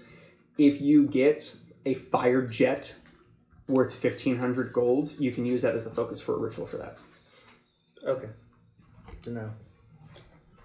I can see a dwarf walking out with that barrel. With a large cask of Winter's Moon meat. 1,500 GP. By the way, It's probably poison. the cask, 1,500. you can smell it through the cask. It's kind of bled into the wood itself, and you can smell that this is clearly the cask that they used to brew it in, because it just has that interesting, warm, honey kind of warmth to it. But you can, it tingles your nose. You can smell the mint kind of refreshing you as you walk with I it. really hate that I'm also really thirsty right now, and I want a Dr. Pepper.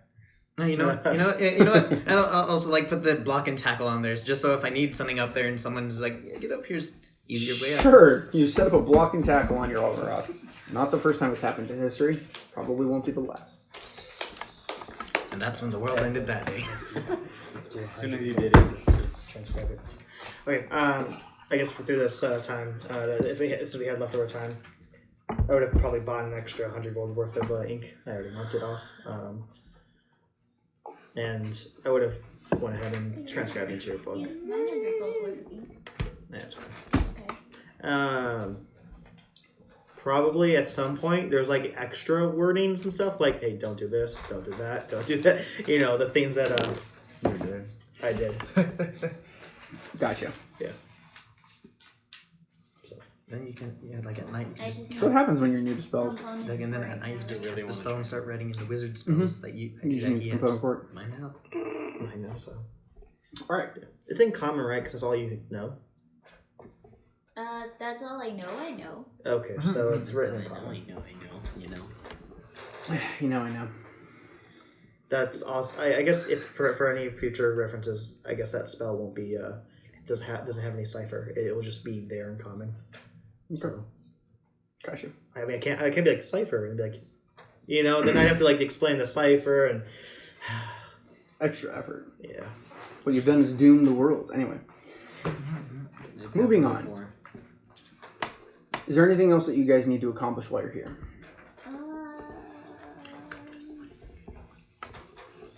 Oh, did we want to talk to Drow about the tunnels?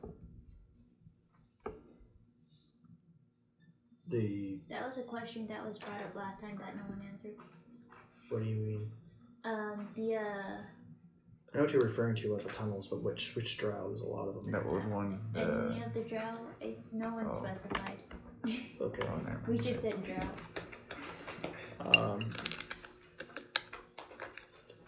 I don't. We could try. I guess we could try. It doesn't hurt to try, but I feel like that's also extremely racist. You know, these people probably haven't lived in a tunnel in a lot. I'm from dwarven tunnels. It's a little different. All tunnels are different. What's the difference between a dwarven tunnel and a drow tunnel? Yeah. Jesus. Go make a history check. One's You're about both 3 from feet taller. underground. Are you secretly a Drow? I am secretly a drow. Write that down. Okay. Draw. What was it? Intelligence check? It's a history check. History check. What was that again? That could be heritage or teachings. Oh, They're use basically the teachings. same word. They're basically the same word. 23. Drow. 23.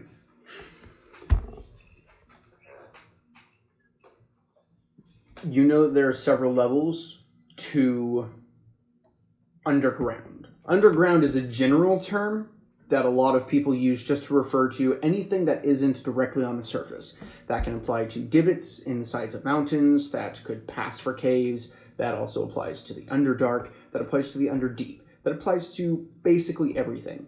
As someone who's lived in the Underdark, as a dwarf the vast majority of your life, and have spent more time underground than above ground, you understand that there are very few people who know an impressive amount about what is under the earth. The world is large, and people understand that it is a spherical celestial body with a depth that no one is entirely sure of. No one that you're aware of, or in living memory, or that you've ever read about, has ever gone miles and miles and miles and miles and miles under the ground.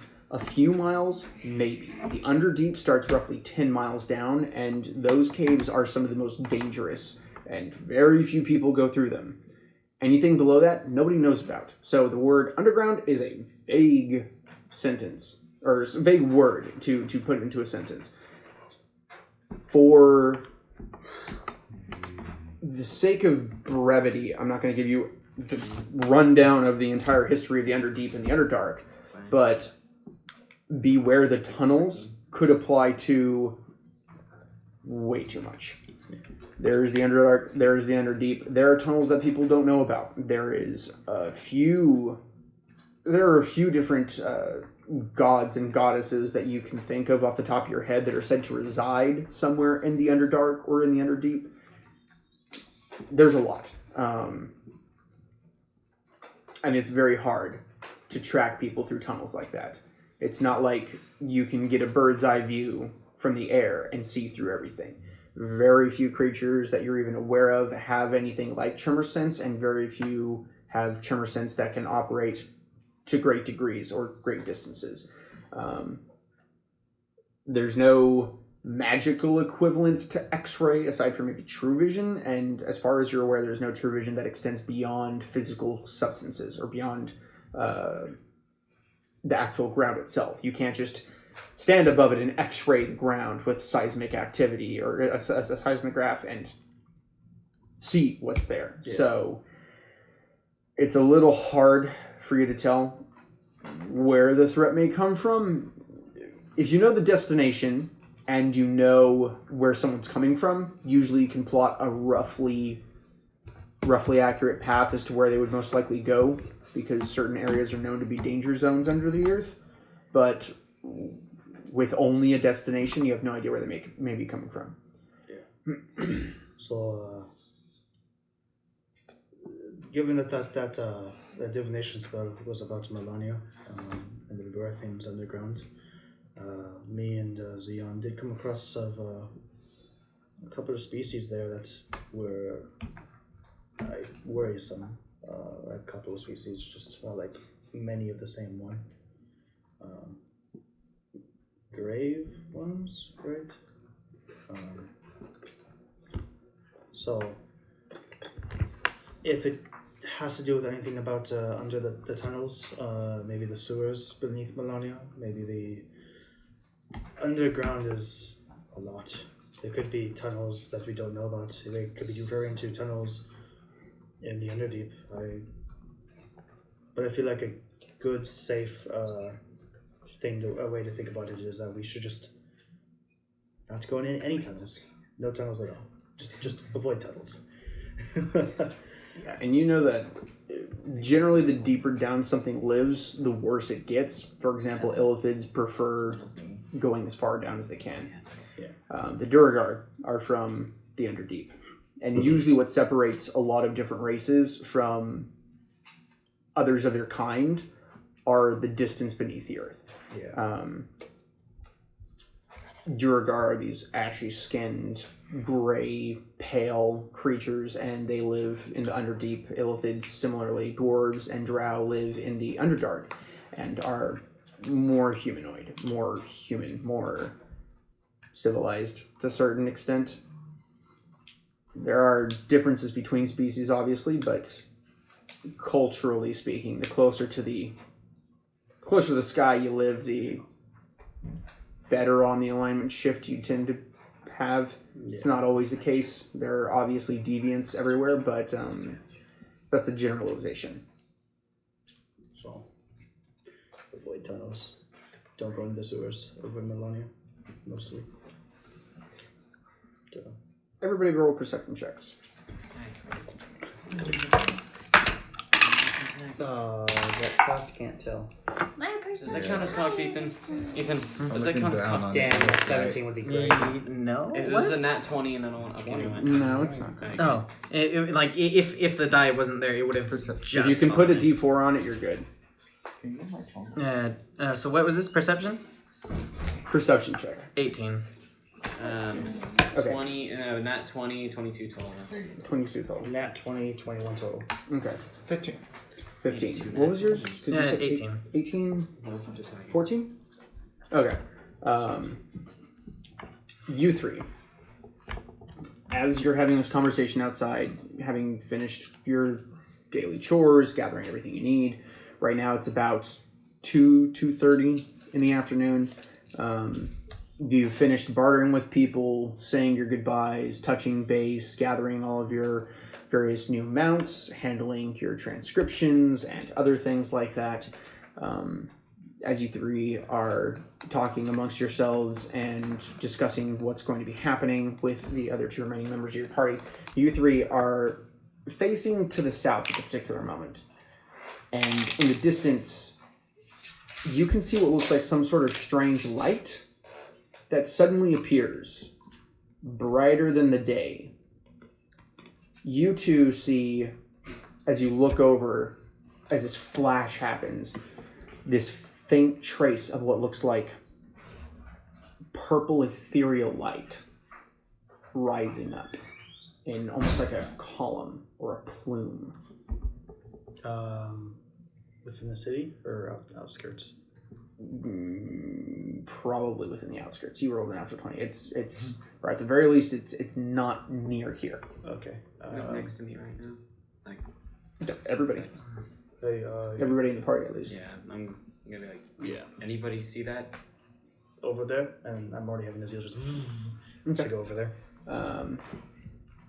Or try to. I will go ahead and carry that over as Zeal lifts up, and you can get a view above the roofs of these various different Gothic architectured buildings that work their way up.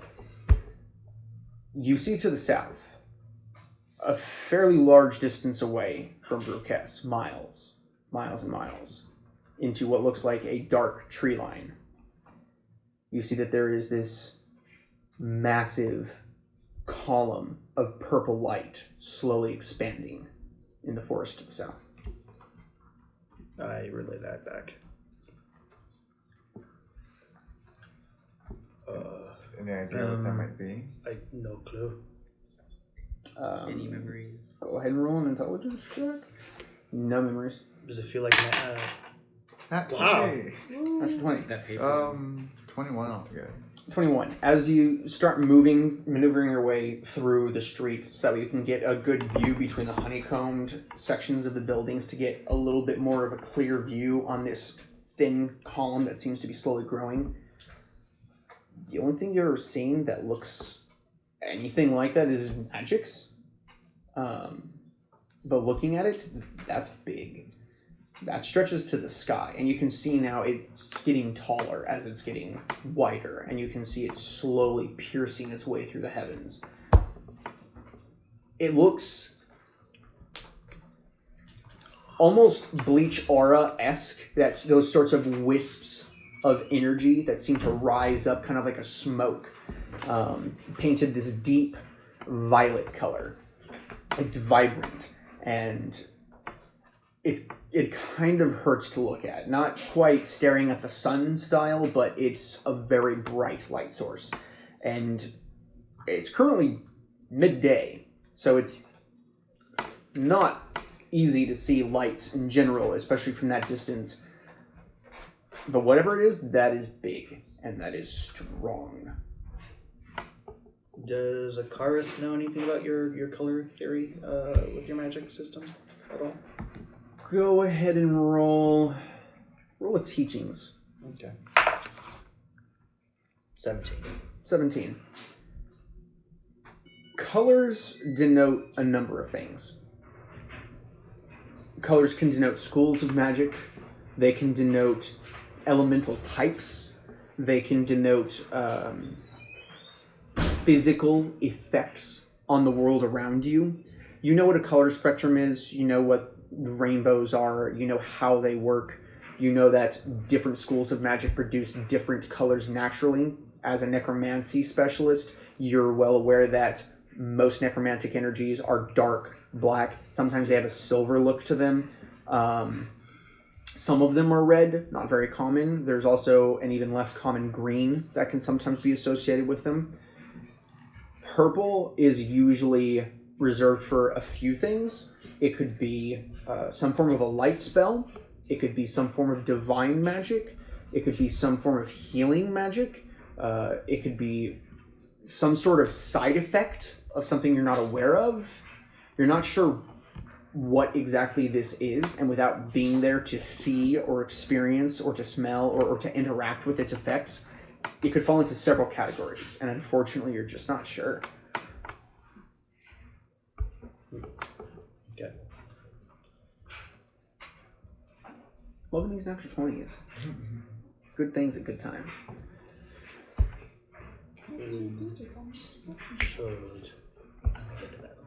We should probably get to moving soon. All right, I need some things to take care of. You've already taken care of them. No, the message. Does anyone? Okay. He's- We can say that you've yeah. already done this at some point, but what exactly do you need to send a message for?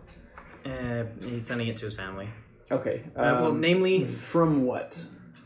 that's what I wanted to figure out. Well, no, I'm wondering how are you casting sending? No, like not sending specifically. I could just send a message. Okay. Like- Do you have like- spells? No, not No, message. like, No, like mail. Oh, mail. Okay. like I could just mail it. There's a message spell, and usually when someone yeah. when someone says I want to send a message, I assume it's the message spell. And If then you're I was saying like- a letter, And then I was like, I'll send something. A Like, note. alright, sending. He's sending a raven. I'm using sending. Setting an owl. Okay, yeah. So you can write out a letter and you can send it through the post. That's not very difficult. Where are you going to send it? Are you going to send it to The manor. the manor in the north? Okay, Mhm. sure. You can go ahead and write something out and send it out. Is Toxus around, or do we not know where he is? Toxus is not around at the moment. You're not entirely sure where he is. He died. Where's he? Do you Oh know, yes, because he would die. He would Do you die. know? Do we know where He would Edox die Sylvain exactly right now. It'd be very plot convenient. Do we know where Edox Sylvain is? She was in the room when you guys left this morning for breakfast. She didn't come down. I'm not entirely sure. Should we go find Edox Sylvain? Yeah, we Yeah, should go to the room. find the others, yeah. Okay. You're heading where? Go find Edox Sylvain. Where are you going? The room. The room. You're going to the room. Gonna check the tavern. Tavern. I'm gonna fly up and see if I can find Toxus anywhere. Okay. What are you doing? Sleipnir goes fast. Yes. I'll right through the street. Okay. Make an animal handling check.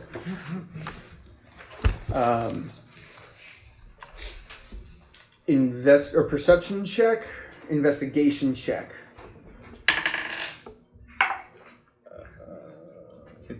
15. Bastard. Looking around, you don't see him. A lot of the buildings around here are dark. It has almost like Notre Dame Gothic architecture, and a lot of it is blacks or tans or beiges, that kind of almost dirty yellow stone.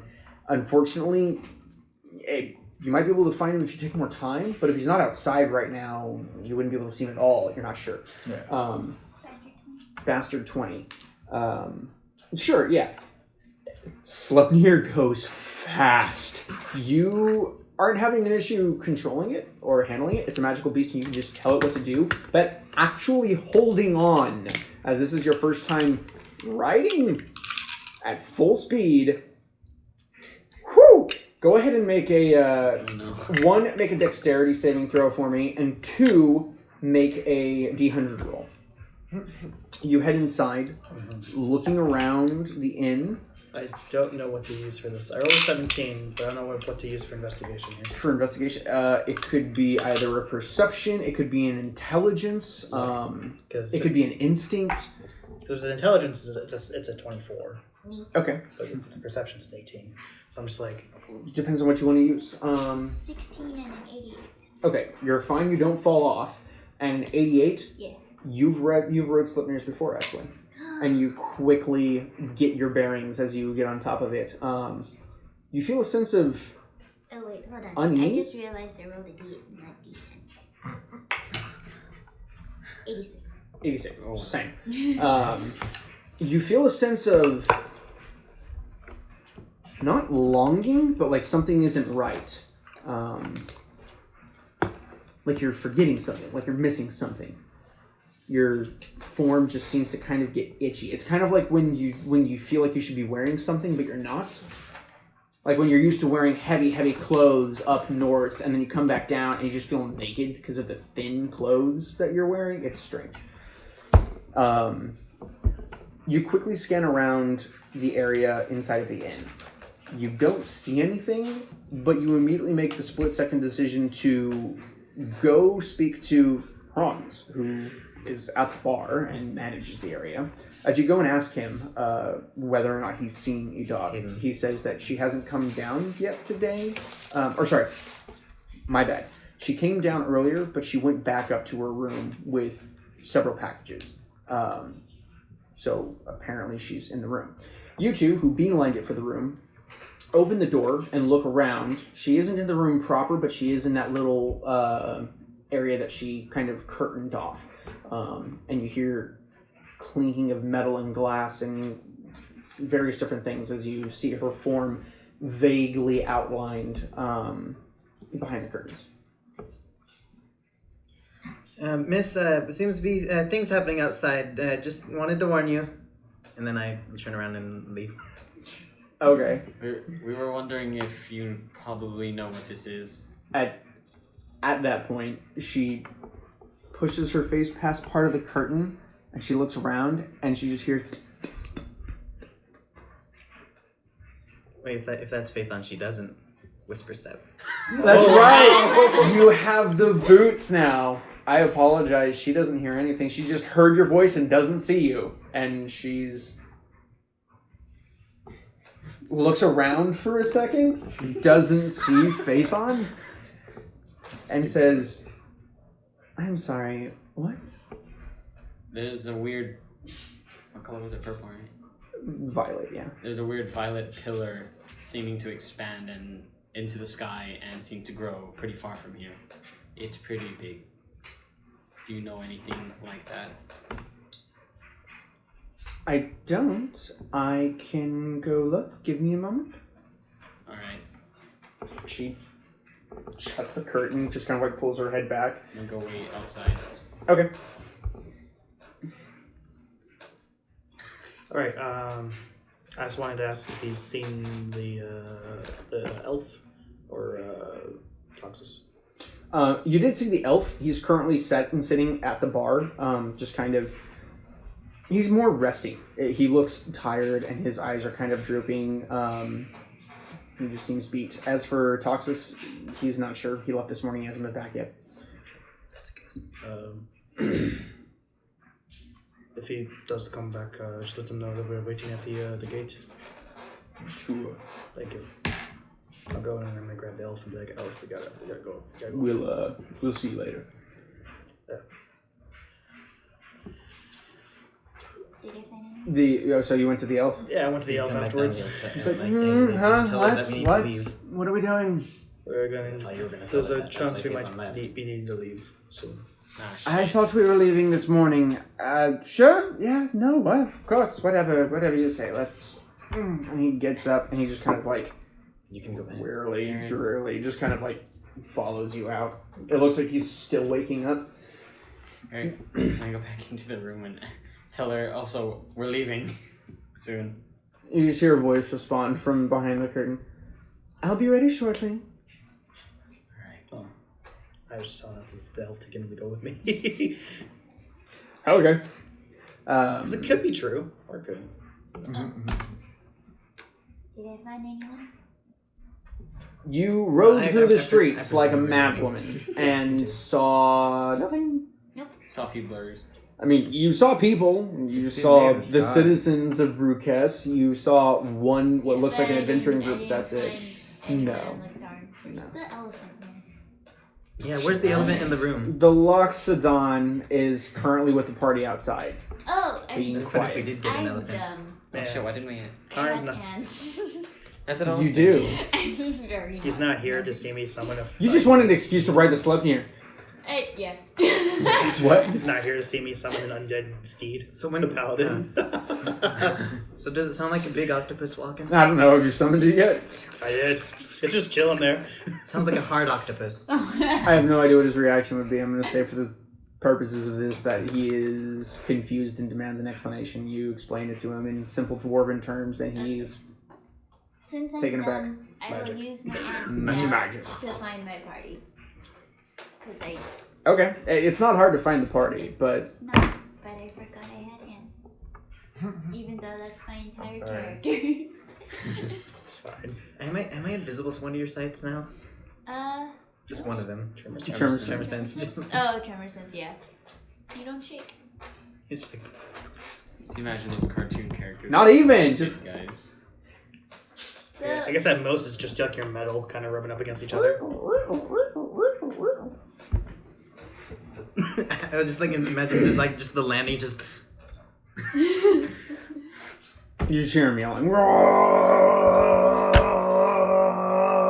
I love that. so if I can't see you, as far as I'm concerned, you're just always in the same spot. Mm. Why hasn't Faith on You No, just- he's never in any spot. Teleports. He's teleporting. Side shuffle like a crab. So you all meet back outside. You bring the elf with you. You two are outside now. She shows back up on her Sleipnir. And you hear the skidding of the hooves, these metallic hooves, on the ground as she comes to a stop in front of you.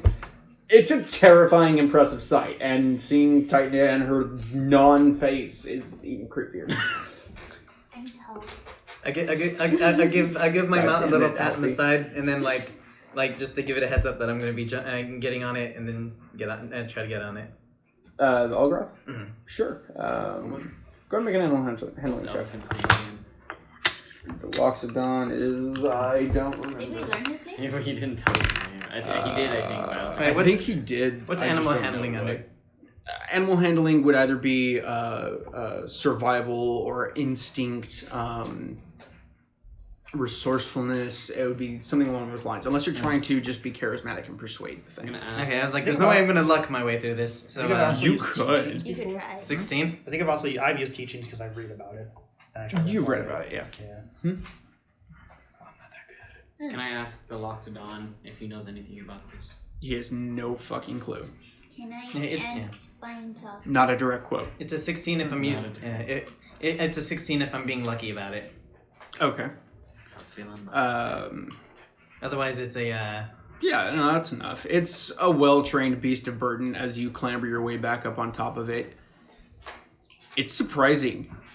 It's fleshy, but it's firm. Those are well-packed muscles. This thing is strong. It feels like stone, really. It feels a lot less like...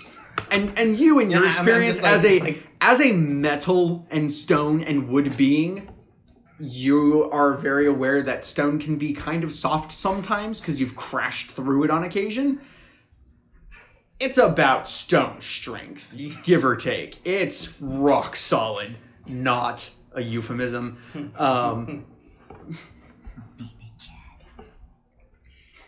Oh yeah, have to hate here. you. Moving on. So you get on top of the Olgaroth. It's a fine mount. For you, it's perfect. It's big, it's wide, you can sit on it. It doesn't even protest under your weight. 400 pounds on its back, pff, nothing. All right. Can I ask Tox's fine? Can I use ants to find toxins? Jesus Christ. I understood, but I was like, how long are we gonna get? Yes, make an investigation check at advantage. Thank you. Also, what are you taking for your level up increases? Have you gotten your next swarm? What level are you? 6. Never mind, you get your swarm at 7th. Yeah. We Okay. talked about this. Alright, so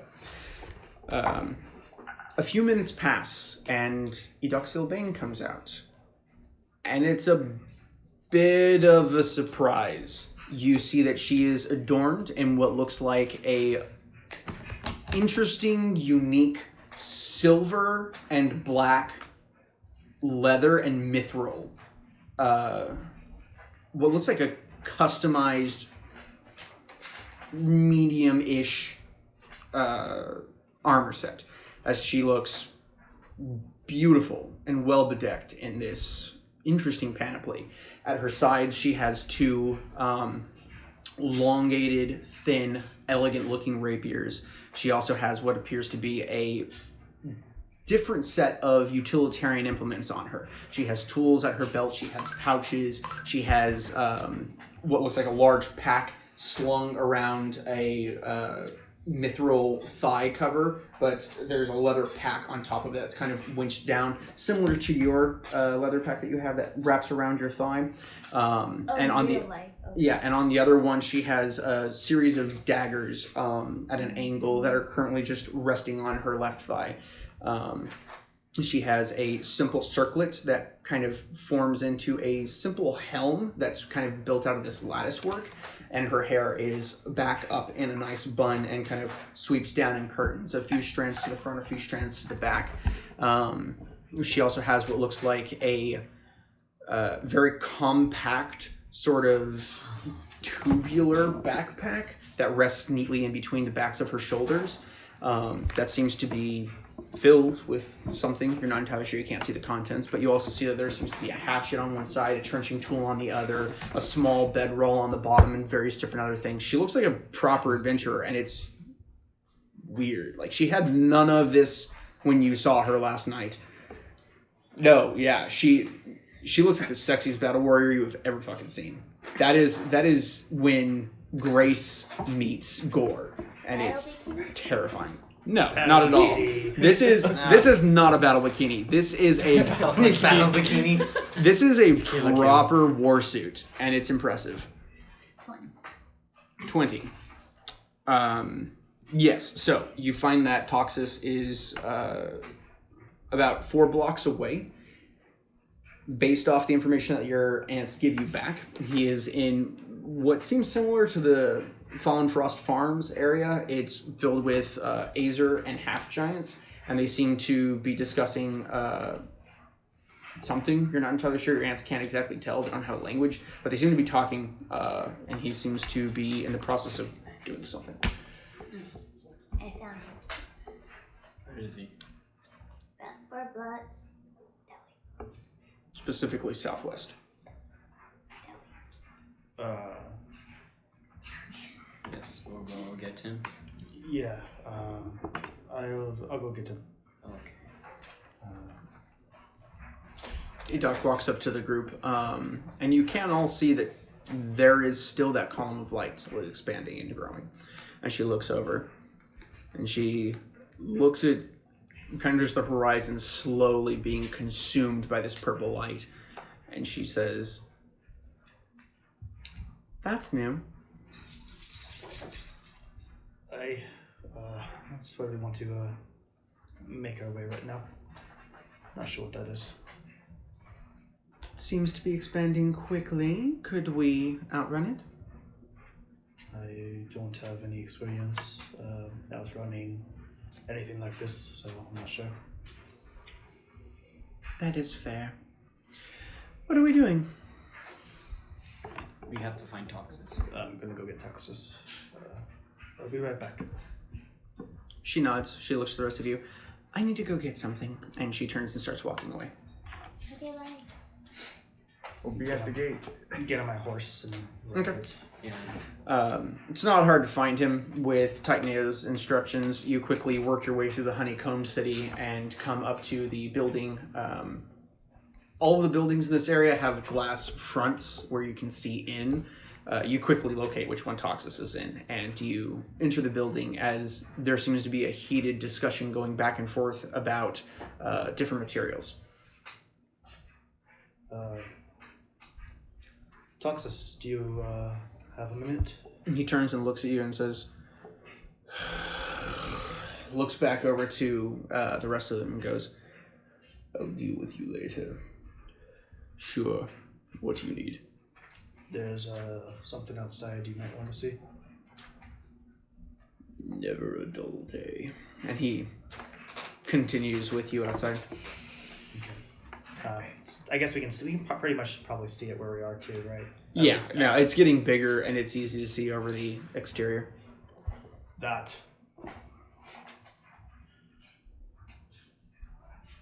How far away?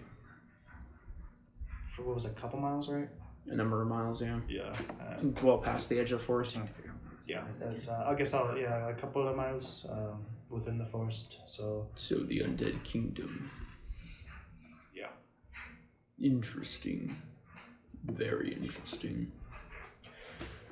Well, it looks like the king is on the move. Is that worrying? Depends on what he's moving for.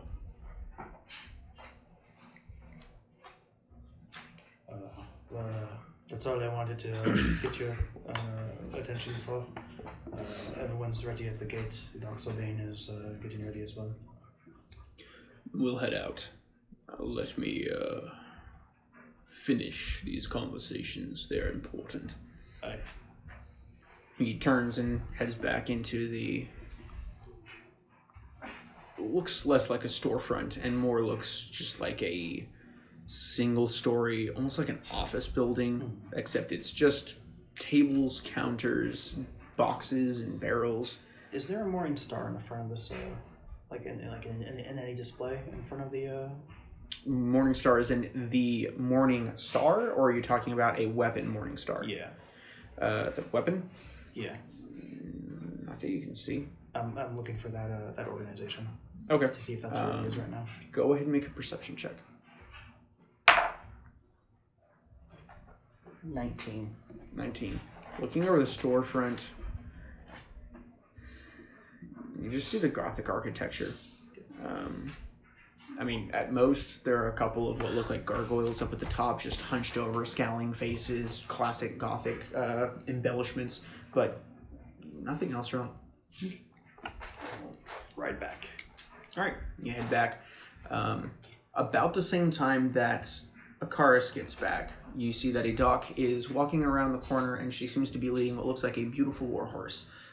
It has a deep sable black coat, shiny, set up in beautiful barding. Looks like a heavy plate set with black and silver inlay.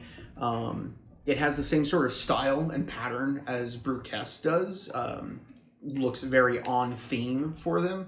And it looks to be fully kitted out and saddled.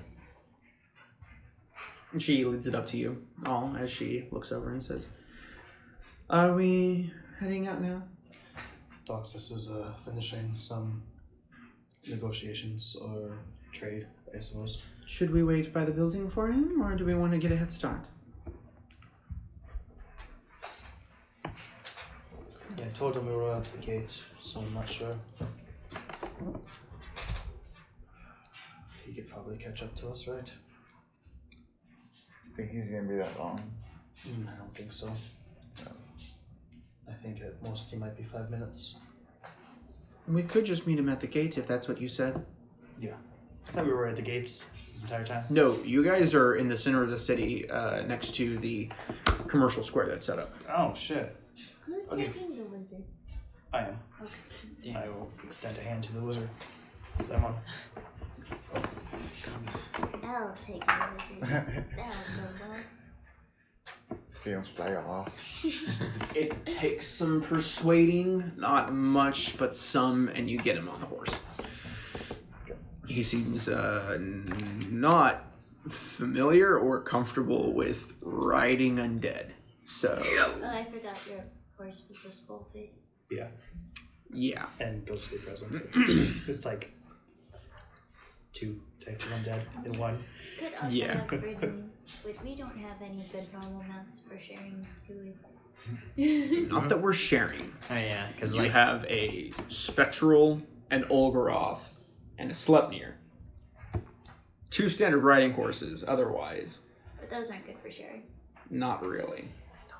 Unless he wants to sit on my lap, but that can go wrong. I could have made this a camel. especially because she's here. Exactly. I would have gotten a camel, but they don't have any in stock. Rock hard. Camilo Pardalis. That is a you. Let's go to the gate. Okay, so you all head to what is more the city's edge. There's not a proper gate. They don't have any walls set up right now. It just opens up into the city. As you head to the southernmost point where the road starts heading down south, you can see a much clearer view to your south. The light has quickly expanded, faster than you expected. Seems to be expanding faster and faster, and it has now overtaken the edges of the forest, some 25, 30 miles south, give or take. And you can see that it is stopped at the edge of the forest. And it seems to just be shimmering with this massive, ghostly, sort of ethereal energy lighting up the area. That can't be good. It's better than it coming to us. True. At least it stopped. I have a question. It's a meta question. But is Sleipnir fast enough to do a scouting circle around the party while they move? Oh, yeah, no, easily. Yeah. He's literally running circles around us. It has a standard speed of 120. When it's sprinting, it can triple that. Okay. But no, I mean at normal travel speed. Normal travel speed, you could make a slow rotation around them. But yes. Okay. Most horses have a speed of roughly 60. An Olgaroth can trundle along at a speed of 40, and it can go for fucking ever. While it's sprinting, it can do triple that, as most horses can. But it's not as fast as riding horses. Okay. But yeah, no, Sleipnirs are fucking fast. I keep thinking about it, and 10 feet isn't that much taller than a normal horse, and it's breaking my brain. I mean, most horses usually get about 6 or 7. Yeah. And it also has 2 extra sets of legs. I mean, there's also that part, but that's not what I'm thinking about right now. I mean, what are you thinking about right now? She's thinking about how horses are already big. Yeah, horses are massive. Horses are big. People don't understand how big horses... I mean, yeah, ponies are, I suppose, small enough, but a proper horse, a proper riding horse, fuckers get 5.5, 6 feet tall. And that's to the top of their head. That's not their shoulder. They're big fucking things. I've ridden a horse. It's fun. I used to have a horse. Her name was fucking Star. I hated that bitch. Fucking star. Yeah. That's the way that I was going to. Man. Yeah. Took a hard right on it. Her name was Star. I've learned- If I remember correctly, her full name was Sable Estella Star, I think. Something along those lines. She was a total bitch. Those names are the same word. But I've noticed that My mother's not exactly a creative person. a lot of people who own mares in this town just hate them. Are we outside? Yeah. No, we're inside the houses with our. We're inside the bar with our. outside the town. Oh. Yes, you're on the edge of the city. And step a few feet out more towards away from the wall. He's kind of like You inching so? his way away, just like no. No. I was gonna try to summon my hammer again. Sure, go ahead and roll D100. I'll love it if it hits the horse in the face.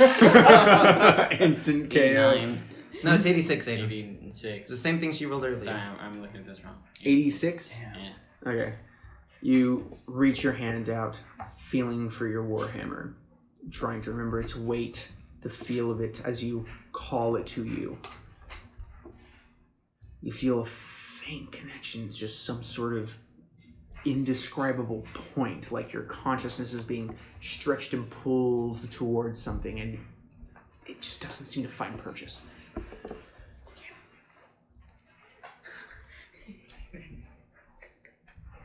What did you do? God damn it, I hate you so much. Why? I'm sorry. Alright, so after about 30 minutes, Toxus shows up. He seems to have completed his business. It's about 4 p.m. at this point, where he is now done. Yeah, wait for 5 minutes. I expect them to like try to hold that fast, like, or try to hold that position against him for that long. I like 80% expected him to just go in there and stab them. Yeah. He's like, all right, you're taking too long. By the time that he arrives, you see that purple light is slowly fading. It just seems to be, it's like steam slowly burning off, like a very hot substance that was wet, and you can kind of see that it's the almost like this vapor is gently burning away. It'll probably be a while before it's completely gone, but at the very least right now, it seems like it is settling down. It's no longer expanding. Toxus looks to the group, looks to Edoc, looks to the rest of you individually, and as usual, turns facing the west and says, "Let's go." And that's where we're going to go and take a break, Yeah. because I need a break. Break down. Let's go get Break Dr. time. Pepper. As we get back into things, you all begin to make your way out of Bruques and back towards Milania. Now, for the purposes of this, we have a few things that we need to do in order to hop and skip our way through, as there are no major encounters that involve combat that you guys will be going through. Is there anything you guys want to do in your downtime that you need to accomplish on the journey back? It is 13 days worth of traveling now that you guys actually have mounts. Or sorry, it was 14 originally, down to 10. My apologies. Down to 10. Every day, Sindra's gonna try to summon his hammer. I'm aware of that. I want to learn mounted combat. You want to learn mounted combat. Who are you going to attempt to learn mounted combat with? Against mounted combatants or non-mounted? Non. Okay, then you could do Phaethon, because Phaethon wasn't planning on letting this thing get near combat, even though it probably could. Okay. So, we will go ahead and do that. Is there anything else you guys want to accomplish? I want to ask Toxus. He's also about trying to that purple trap light. jumping. Sure. Short answer is Toxus has no idea what that is. There are magics that he isn't aware of. Though it comes from the Undead Kingdom, oddities tend to happen there.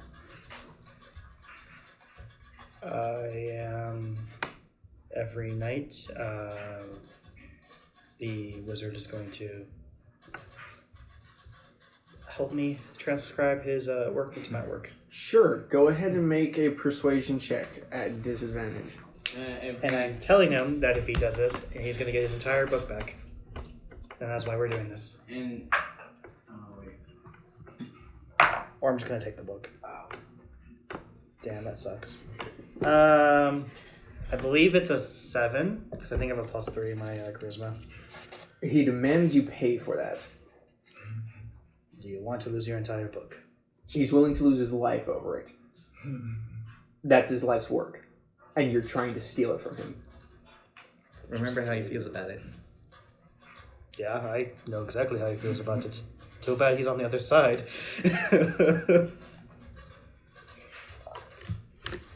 Eric, I'm also gonna be drinking that winter mead thing like at least once a week. Okay. Are you going to try and conserve it at all, or are you going to just... Savor it.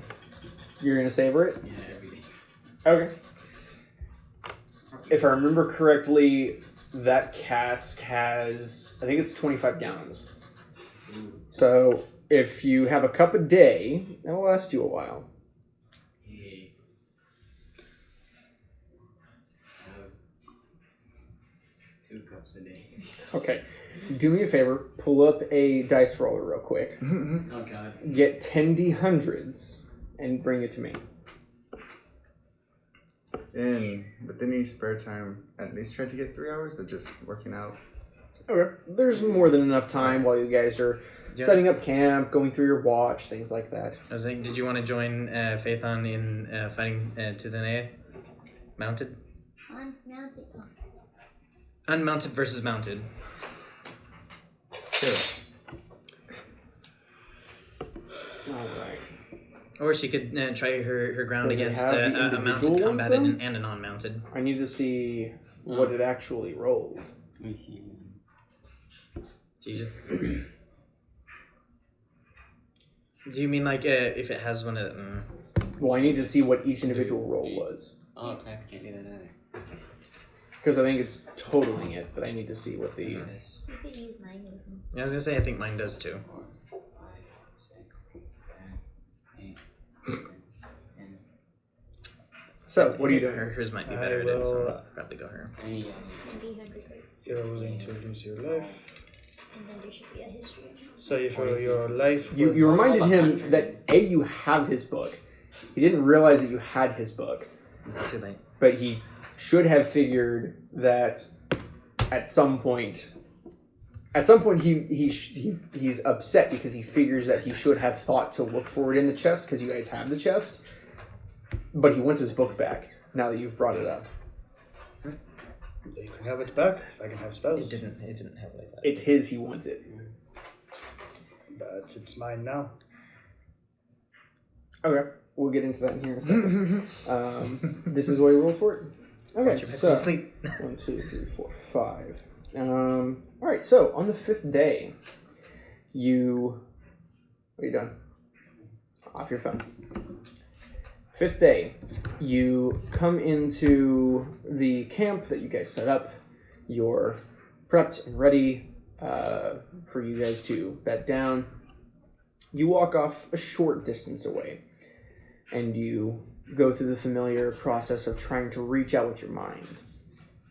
On the 4th day. You reach out with your consciousness. And this time, you feel your mind connect onto something. You're not sure what, but it feels familiar.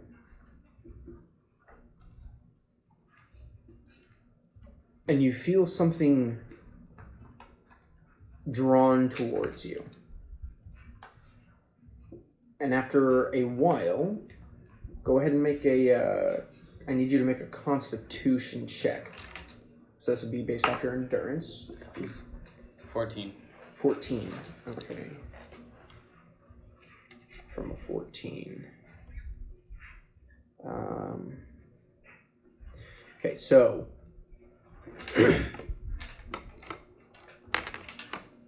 you keep yourself focused on this feeling, this power being drawn to you, before at one point you hear a snap of a twig off to the side, and in excitement you look up and look over to the side and you see a deer walking through a meadow as it works its way across, and you don't see anything. You look down at your hand, there's no hammer. The following night, 5th night, you proceed to do the same thing, and this time your mind immediately catches and connects onto something.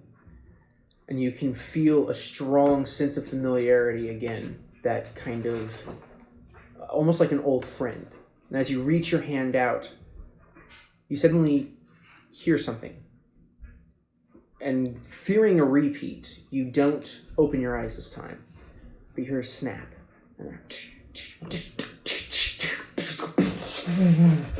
And you hear, and you reach your hand out instinctually, and you watch as a hammer slides straight into your hand as you bring it down, slamming onto the ground. You see a impact crater.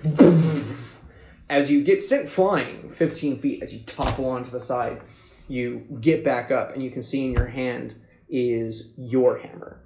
And it's beautiful bronzed and copper, silver and gold inlay. It has familiar runic symbols and these 2 sets of sigils on the sides, one for Odin, one for Thor. And as you look at it, large, squared off shape, this familiar piece of equipment to you. You look at it with a sense of accomplishment and completeness, and words fail you as you stare at your weapon, now reunited. Memories? You look down at it, and things begin to slowly drift through your mind. Battles, important occasions, but you feel that there's still something missing. Your amnesia hasn't entirely worn off. You remember a fair portion of the battles you fought, and some important awards and ceremonies, a couple of bar fights, but beyond that, nothing else. Something still feels incomplete, though you feel much happier, much more at ease, having your very old, very, very comfortable sense of bond with this object, as it is now back at your side, your war companion, shall you say. You now have your hammer. I will give you your stats at the end of the night, because you will not be in combat at any point to utilize this. That is yours? Yeah. Go ahead, give it back to me. Combat, I'll have you guys roll for that in a minute.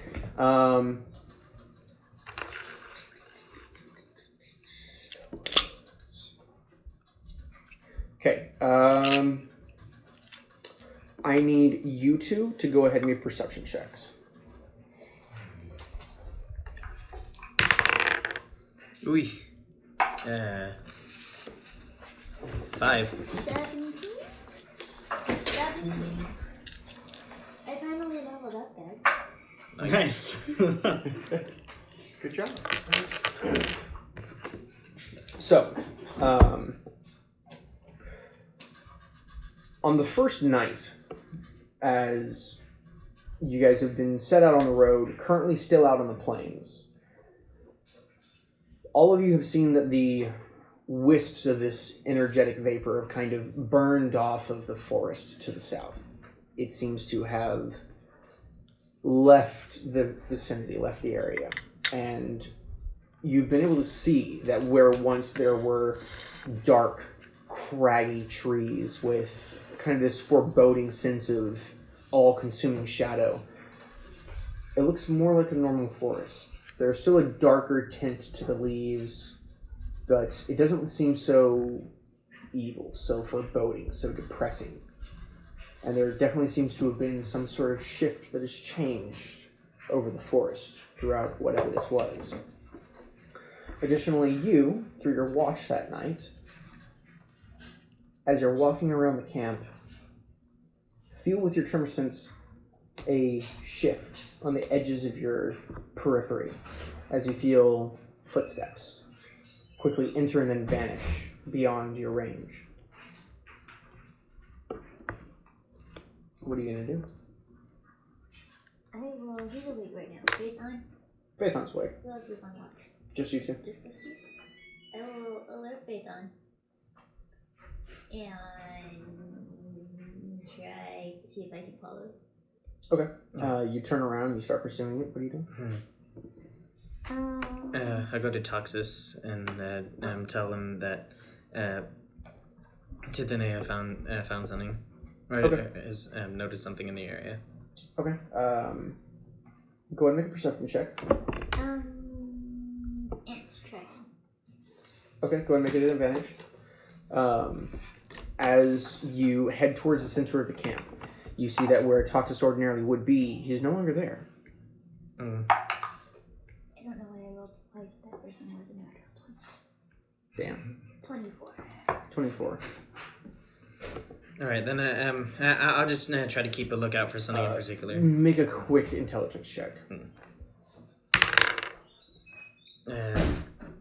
Intelligence, 17. 17.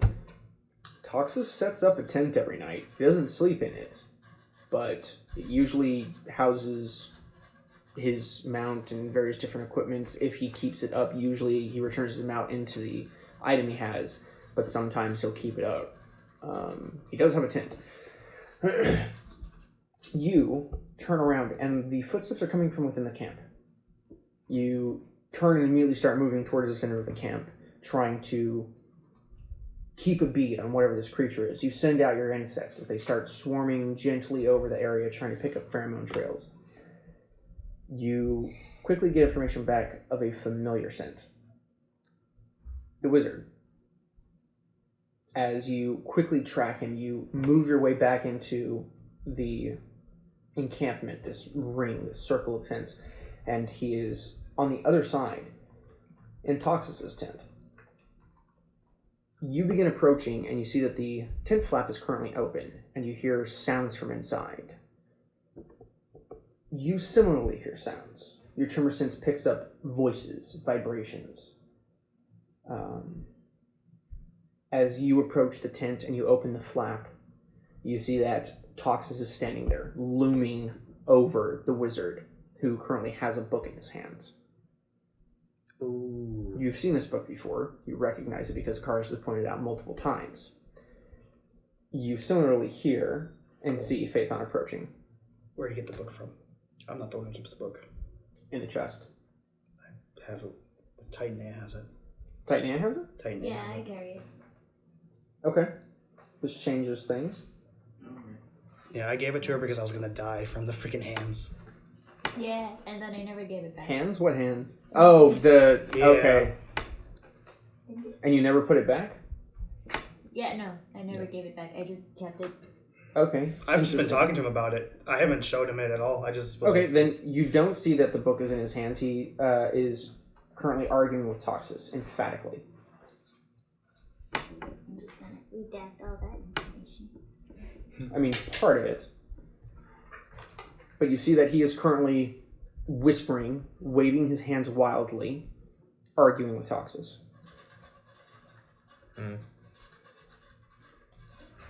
Probably their biz. I want to keep on doing watch. I don't want to have this risk a lapse in lookout.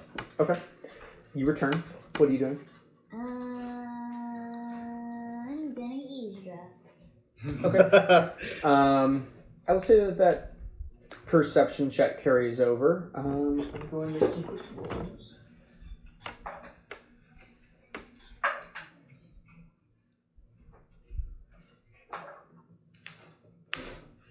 But I will also send half of my swarm with Phaethon to help keep watch at the camp. Okay. You do so. It's a quiet night. It's warm. It's getting into the middle months of summer. You hear the conversation going poorly. The wizard is demanding to have his book back, demanding that his property be returned to him. Toxus flatly denies him, stating that it's irrelevant what he thinks is his. It was in the chest. The chest belonged to the dragon. The dragon's spoils are theirs. It's theirs now.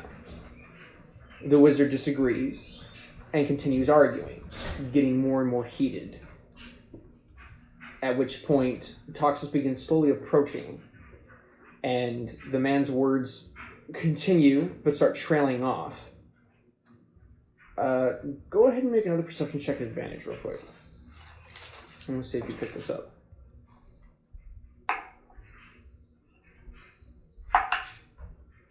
Yeah, 23. 23. As Toxus starts moving forward and the words start trailing off, you can hear that the conversation is still continuing but one-sided. Toxus takes a few steps forward, and then you feel vibrations through the ground. A quick impact of tremendous force, and strange vibrations coming from the wizard as the body moves rapidly side to side and then seems to convulse and collapse. A short while later, you see Toxus dragging the body out and throws it into the center of the camp. Following it, sits down and resumes his position for the night. You can tell, based off the vibrations and your sight from all of this, that the wizard's dead. I sent a walk to go wake up the cars. Okay. in the middle of the night, you randomly... Get stunned. you're lying there. Sleep is taking you. And you feel your consciousness come back too. And you feel an itch, and you just kind of like... It hurts, and you kind of like open your eyes, and you're like, ugh, and you're sore from the day's riding, and you just start like rubbing at it, and it hurts, and it's just throbbing pain, and you're like, oh, and you get up, and you kind of look over, and you see that on your shoulder, perched there, just staring at you, is a familiar-looking wasp, and your neck is burning, and it's the searing pain. It's not anything enough to like take damage from, but it hurts like a motherfucker. And the wasp is just sitting there staring at you. I go ahead and I prepare a spell and open, like, slightly the tent. Okay. You begin slowly murmuring a repetitive incantation of a basic spell. Ray of Frost. As you look out, it's dark. Doesn't seem to be a lot of movement. You see something shift out of the corner of your eye, and it's Phaethon. Just... You hear nothing, but you see the just looming form of Phaethon just slowly circling the camp. Okay. Guess I'll drop the spell and... Go ahead and roll a perception check. 17. Looking around for any signs of danger, as maybe Typhon saw something that maybe Phaethon didn't. You look around, you don't see her until you do, as she's coming around a tent. And you can see her weird, blank, mannequin-esque face sort of staring at you. And as you look around, you see Toxus, and you see another figure slumped on the ground. As you look at it, the firelight kind of crackling and warm glow passes over the figure, and you see the elf crumpled in a heap.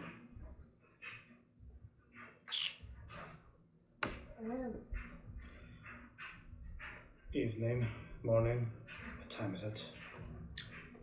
Right now it's about 1 a.m.-ish. What the wizard do?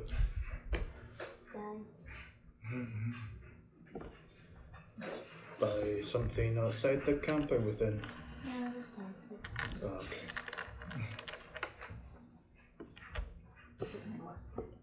What was he doing? He was inside the tent.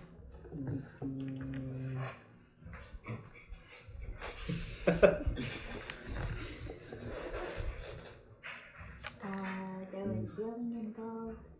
Side whose tent? Toxic's tent. Oh. Now he's dead.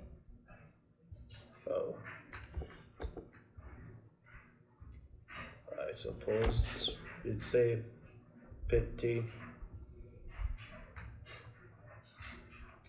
But if that's how it's gonna be, it's how it's gonna be, I suppose.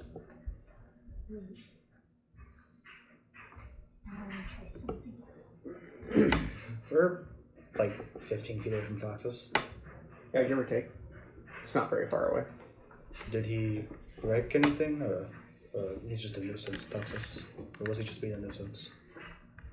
He was rifling through our things. Right. Is he dead for good now, or? I'm not wasting a spell on him. Okay, fair enough. I can do it. Do you have a diamond worth 500? Or, yeah, I think it's 500. Oh no, I'm not gonna do that. I was gonna animate that making something. You certainly can. Okay, I was about to just drag his corpse over to the spectral steed, or actually ask Toxus if I could just feed him to the horse. But if you want the He doesn't body, care. I just wanted to see if the spell would work. sure, go for it. Either way. You watch as, interestingly, she begins carving runes into a small plank of wood and starts ritualistically scribing different characters onto it before she takes it, puts it over the chest and starts pushing it in, and you watch as it. You hear some bones snap and break, and she leans back, and you see the body twitch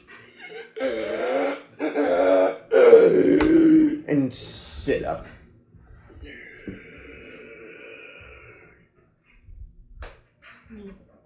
How long do you have control over this one? About a day. Nice. And then I can do it again, I guess. Yeah. Requires specialist though, huh? Yeah. That Ganesha guy, he's not gonna like this. I don't think they like. Do you think if we put clothes on him, we could pretend he's not dead? I look over the elf. How's the elf doing? Like, does it obviously look dead? Toxus crushed his torso. He hit him hard enough, it caved his entire chest in. I put my old robe on top of it. There is now a pale, blood streaking down the face, blank-eyed elf with a robe. And then I can't touch it. He ate some mushrooms. Thanks, I thought. I'm sure it's okay. I forgot we both have that spell, huh? From the class, right? Well, we get it eventually. She took that as one of her arcane spells. I took it early. Gotcha. You get the spell slot before you get the Aura of Decay charge necessary for it. Gotcha. All we can do right now is just summon corpses, right? Yeah. You can summon undead and then conjure corpses later. True.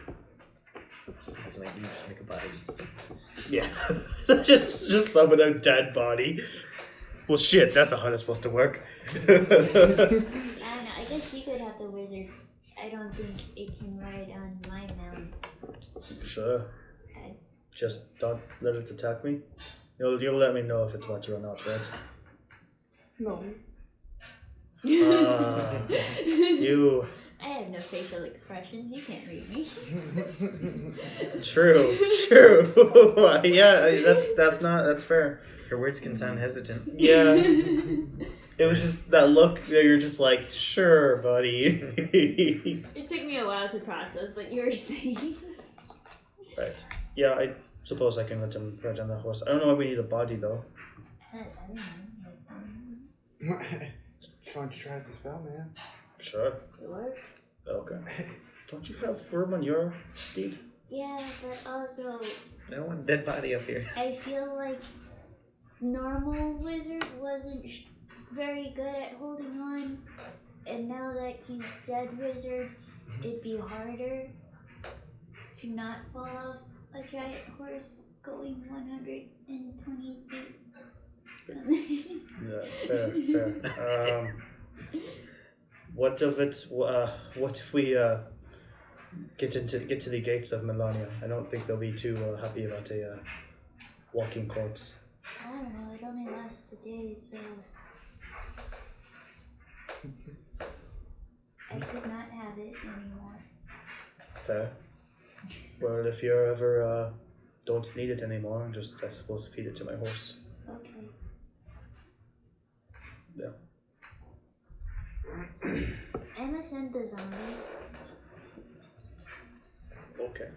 but I don't know. It's not Alfie. I don't know stuff about the forest. Never mind. I'm gonna tell the zombie to guard camp. I will keep watch until it's bedtime again for me. I don't know. I got up. I might as well keep watch. Okay. You can watch. Alright, so the newly undead elf begins patrolling around. Occasionally you just hear as it creepily inhales or exhales for no apparent reason. The night ends. You all come to consciousness in the morning. as you get up and set off for the day. What's wrong with him? There is... Sick. Go ahead and make perception checks. You looked at that already. What are you talking about? What's wrong with the elf? He's better now. I still Yeah, he looked like that. I got a 6. Nice. No, he's better now. 12. We found a cure. Smile. 12. 14. You're not really paying attention. It's not a important thing that you really focus on very often. You notice that the elf is looking weird, but you don't interact with him very often, so not a whole lot. The robe covers most of him, and he doesn't talk unless he's spoken to. 6. He's always looked like that. What's up? I mean, he has a cape on. motion sickness. He always Running looks like around that. on horses. He's got a robe on. Motion sickness. You don't really know or care. He's nauseated. That's why he's pale. If anyone notices. No witnesses. I like it. The no witnesses is going to be the fluffernutter. The Loxodon doesn't notice until the following day, at which point he has a conversation with the group, mostly about like why the fuck there's an undead. Some explanations are given, and he kind of... I don't know if it'll last until the following day. I'm only keeping it for 24 hours. Oh, and he never notices. It's I'm not fed gonna to the read horse. that. Like, one day The spectral horse doesn't eat it. Oh, really? It can't eat. Okay. I don't know what it is because it says spectral. You can but have your it's bugs physical, eat you it. know? I Yeah, know, it's still not a horse. It doesn't Oh. need to eat, sleep, drink, breathe. It's just. When fucking I release spectral a horse. spell, some of Vance does like crawl out of it though. That's Yep. the thing. Except it's still alive. Well, yeah. Animate dead animates the dead. So who's killing the zombie out of the two of you who know? And whenever night falls, I'm gonna tell the zombie to walk. That way. In Walk one until your direction feet forever. bleed, and then keep walking. What is it? East?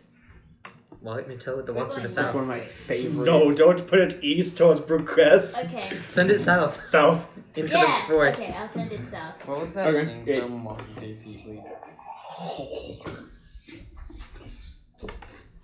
Cool. What was it? What was that thing from Walking to Your Feet Bleed thing?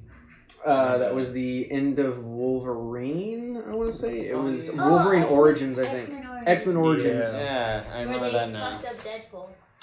Yeah. Oh yeah. Oh, okay, that one. Yeah, it was less the chick who powerful- can convince people to do things if she touches them. the less powerful Deadpool. They fucked up Deadpool. I'm so glad that Deadpool I mean, fixed that was, mistake. That was the Oh, yeah, I'm original, glad like- they like- joked about Yeah, it. when him just go like, Yeah. Canon, bitch. that was the original Deadpool idea. oh yeah, like yeah. Apparently, That was like the all original those Deadpool. events were supposed to be canon. Frankly, So he saves that guy. I loved the original Deadpool as a normal character in a normal universe.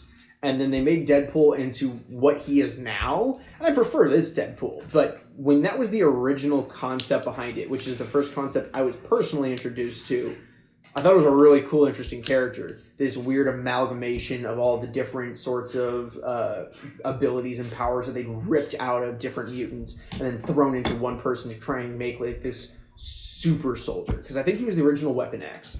I don't remember. It's nuts. I like how Deadpool is just Ryan Reynolds. Yeah. Deadpool is just Ryan I Reynolds. like how Reynolds. I like how he cast himself. He did. I like how Deadpool's Pikachu. Deadpool is Deadpool is Pikachu. Fuck that, no. Deadpool is Pikachu and And Deadpool is Derek father. didn't understand it at the end. He's also the I'm Green like, Lantern, but we don't talk But about I'm that. I know, Derek. Really? Because Derek. Okay. Derek was thinking Ryan about. Sorry. D&D Beyond, guys. Indeed beyond. So, for the sake of brevity, as nothing major happens, I've already rolled for that long ago. You guys make it back to Milania. It's a slowish process, much faster now that you all have mounts. You see that Edox seems to be setting up similar silk tents with materials that she keeps to help the process go faster. She seems to be able to create them and then break them down. As she has been traveling with you all, she maintains her battle panoply as she travels with you all. Throughout this time, however, Akaris. She approaches you, and she asks if you'd be willing to train her.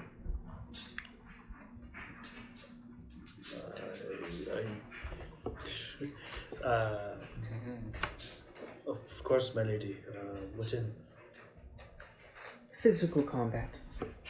I have learned that there are certain disadvantages to avoiding combat. I will need to learn eventually. I should start now. Of course. I'm gonna ask Faithon if he can chuck a few medium-sized rocks, like a few rocks about that big, maybe. Sure. And then he's gonna throw his hammer at it and call it back. He's just gonna try to hit them. Okay, you're practicing with your hammer. Goes fairly well. It's familiar. You pick it up quickly. So, what are you going to teach her? Teach her to be my target and not think Yeah. I guess I'm going to first. She's not. I hate that I can hear everything. What do you know out of physical combat? Not much of anything. Right. Then I suppose we start with the basics.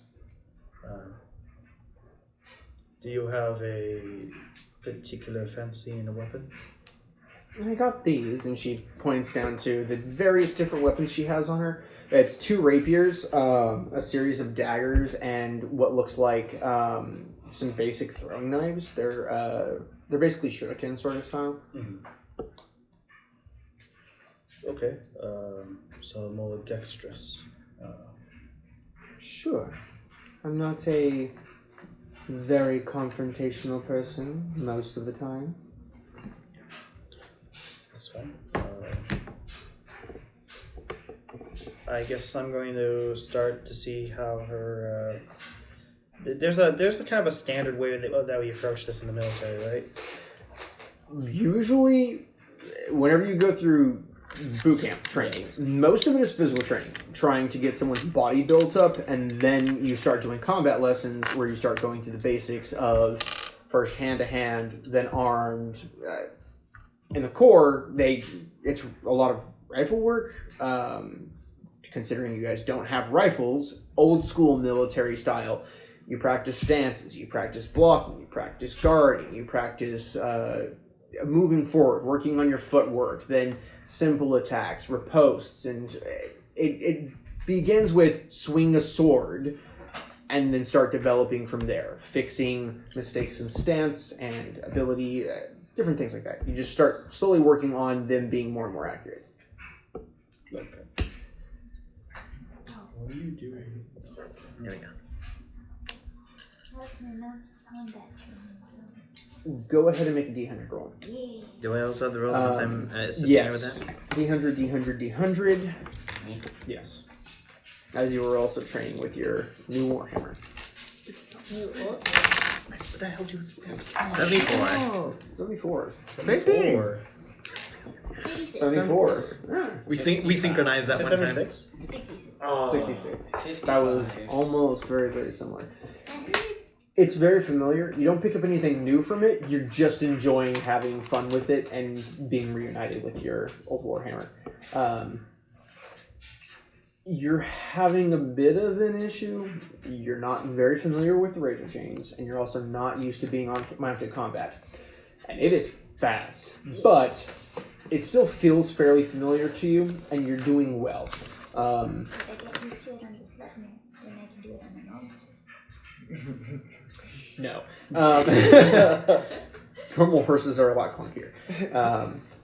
You two are doing very well. You learn very quickly that when you're not mounted, flying is a good thing. You also learn to start getting out of the way much earlier, much quicker, and training with a Sleipnir is fucking hard because they are fast, and you have to start accounting for things really quickly. But you pick up a lot of cool tips, tricks, how to avoid being hit. You very quickly learned that for the purposes of training, you need to go really light on these hits because with the added speed of the Sleipnir and your own strength, the first couple of times you hit these guys, it does serious damage. very serious damage, and you guys have to cut this training session short. Oh, I was gonna I changed in reds. And rats. Sure, it still fucking hurts. That's Also, they cut through the rags. that's why they're rags. I'm just saying, it's cutting through them. You very quickly have to stop the first training session.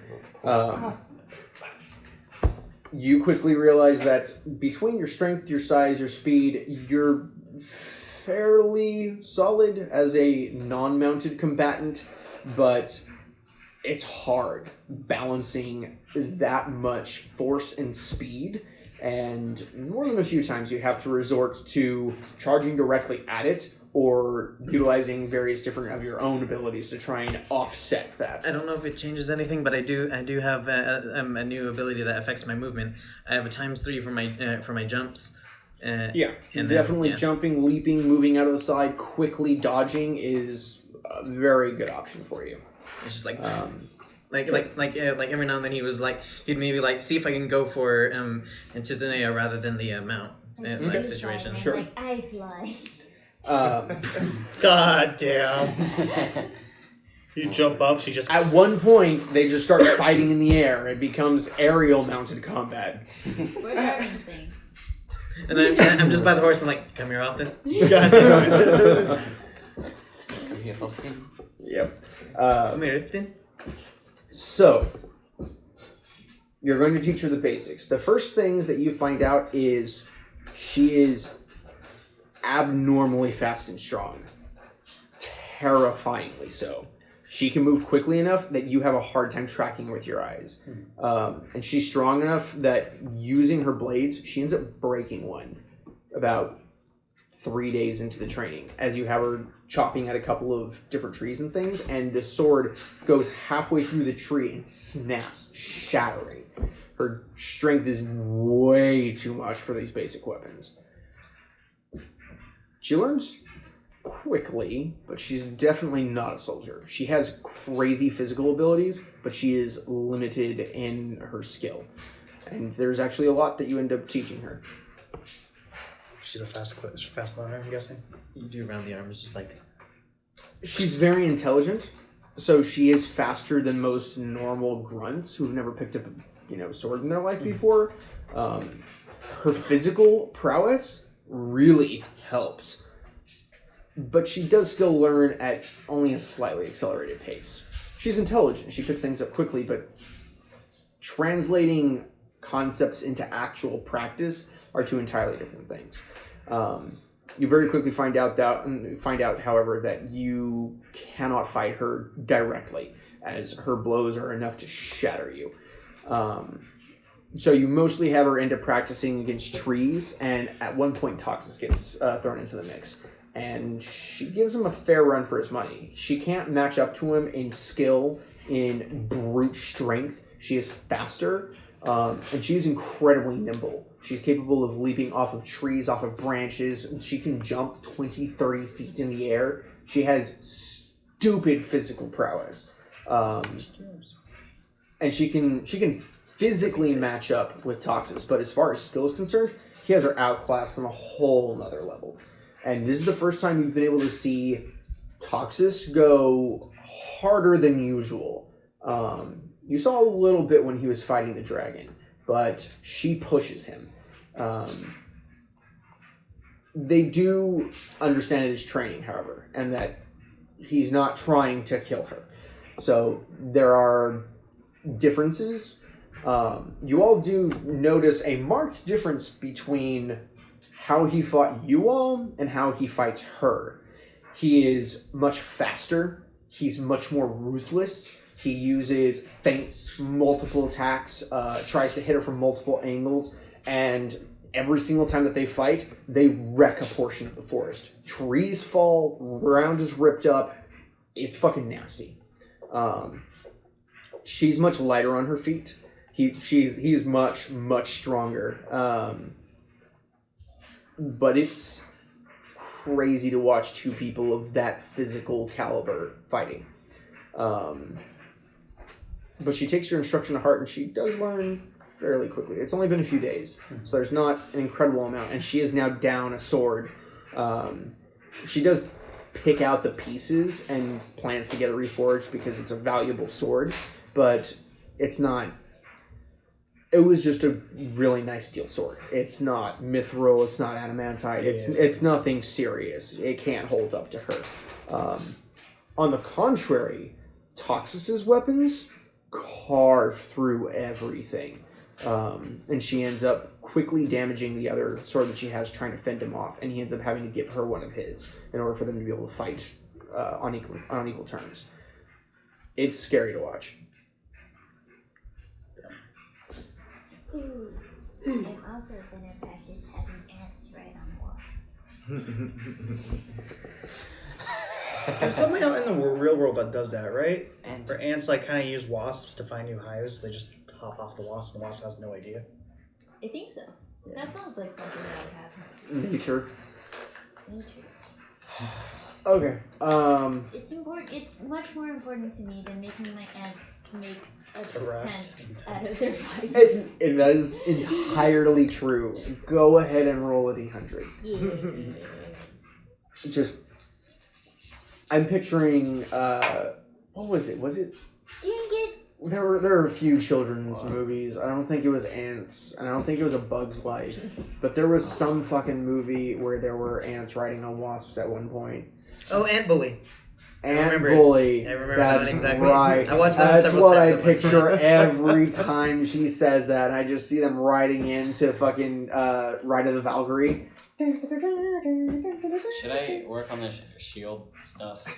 Just all those classic charge I can- musics. Just I can like train you in that. what? No, okay. I was gonna say 15? I was gonna practice on like. You're having a hard time. No, I was You gonna don't like, have that fine control over describe them. to him how. Not yet, at least. They can do that. You're gonna figure it out I'm gonna do it. eventually, but for the It's time important. being, you're having a bit of a It'll tough make time. them twice as useful if they can ride each other into battle. True. You deliver both a wasp swarm and an ant swarm. That would be nasty. Stop it.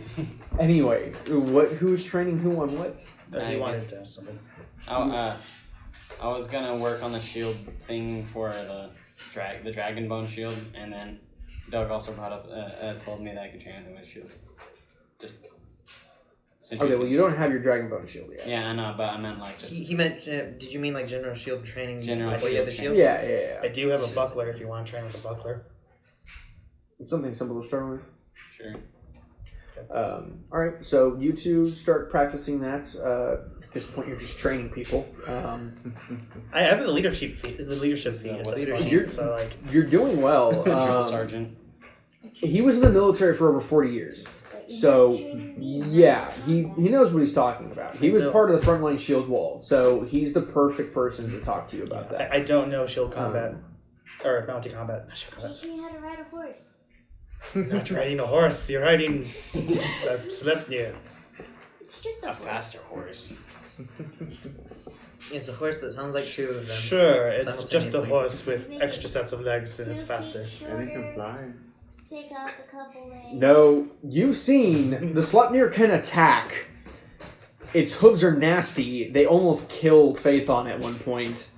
She had to stop using the Sleipnir to hit people. I can't train you in mounted combat. I'm sorry. Just a horse. It's just I can. You are well aware it is not just a horse. You know what? Sure. For one of these days, I will try because the spell, Special Steed, tells me that we fight as a unit. We are very cohesive when we fight, so I will try giving her a fight. Okay, but roll off D100s. Do I roll two? Is it the shield thing? I probably am. I yeah, mean, go ahead and roll for your shield. that's the only thing the spell gives me is that we fight like a unit. Yeah. You guys By fight the like way, an absolute guys, unit. make sure that you're writing down these rolls because they are going to come into play later. Do I need to make any rolls for? Need to write that 79 down then. 74. 74. The 74, yeah. I'm sorry, what were you saying? Do I need to make any rolls for Edoxobane, him?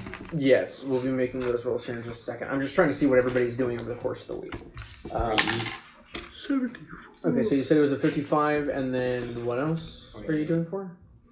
I think that's a shield. No, 55 was for the other thing. For what thing? The hammer. The hammer? Thing. Okay. And then this one was like a 45. Okay, go ahead and record those rolls for what their respective training is supposed to be. Just rolling those. How many days do we have again? 10. 10? 10. 10 days. Yeah, go ahead and figure out who you're training at what point for what. Oh, I need to roll for it. Level 340s with all three. I guess put combat on. You're just a cat. I put an 8. I put combat 8. 55 ham. Go ham on the hammer. I do want to be training with someone. I don't know who I'm training with. That. Do I train with you? Yeah, it sounds like we're the only ones that aren't getting any action. Alright, so can I roll for this day with him? Have you been rolling? Time is it? I got it. I'm rolling for E-Dog. So. Oh, I haven't mounted combat. for with I'm gonna go. My bugs can learn mounted. yeah, Xeon. I put my head out because of you, because of her. Alright, yeah, because I was having a hard time remembering Xeon's name. No, it's fine. This is bathroom. Yeah, I'll be training with Xeon since they're training riding with each other. Well, the first day that we do this will basically influence what my remaining days will be. Did you want to roll? So if it goes poorly, then I'm like, sorry. Yeah, I mean, I rolled really well. I don't know if that means I kill you or. I rolled Did you want average.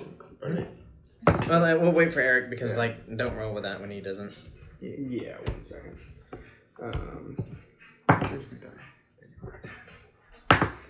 I don't have to be sad that Nathan's the only one that heard me now because we have a recording and everyone can hear the stupid things I say.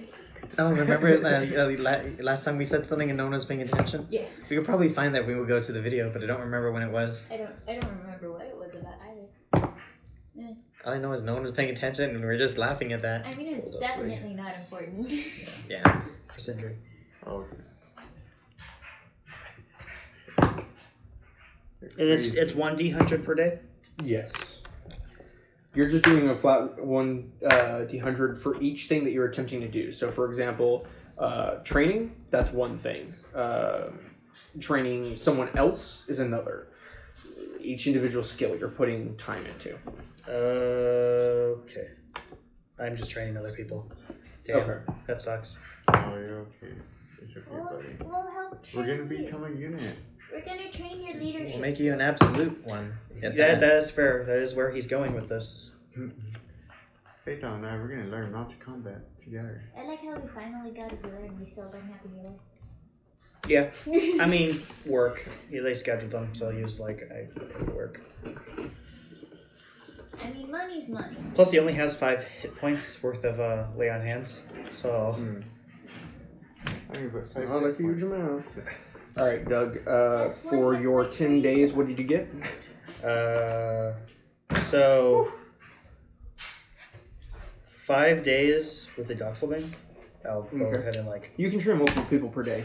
Oh fuck! Really? I mean, Yeah. it's a whole day. Instruction is easier to give out to multiple people than it is to do it by yourself. How many people can I do this with? I'd say Per day. focused 4. Do you think we could join him for that? What? Go ahead and get everyone else because Because we I wasn't doing been that at able, all. I was because we doing haven't been able to find some who weird we're, shit. we're teaming with. Yeah, if you're training You wanna yourself, train- that's going to be a separate role each day. Yeah, But if you're you can training train other groups. people, that's its own role. Okay. Well, I don't know. Who are we doing? So we're doing Karis. We're doing Sindri. We have Titania. I just realized who's the elephant party with? You actually. Huh? No. credit card and ID or anything. I haven't worked out in a while. Connor does not have his own mount thinking about it. Traveling with? It's not you and it's not you. Is he with Ethan? Probably right. Yeah, he'd probably be with Ethan. Do you have a credit card ID or something? I need to make rulers. I don't see any flat. Oh, never mind. No, I don't want to do that. I don't know. An ID, something you don't care about. There's A that. school ID. Yeah, your Which school one? ID. Grade school. Right. That one Also got this one. That one, can I keep this? It's one of those cards I use for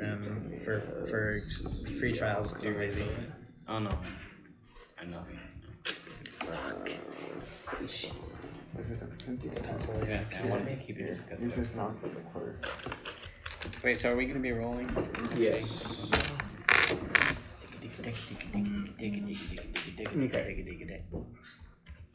I was like, it would probably help if you had your We phone. got ones. Akaris, who are you training? I will be training Sindri Sindri, Edoxylbane, Titanea Seraph. Okay, do you want the dice roll? I guess we'll one-on-one each other. Then. I guess I will help if they need anything at all Okay. with these two. Crazy. As I will go ahead and summon undead for them to fight. Okay, sure. Alright. Okay, so it's back to back rather than against each Okay, other. who wants to train with Doug's undead? Me. One of you. Everyone. Me.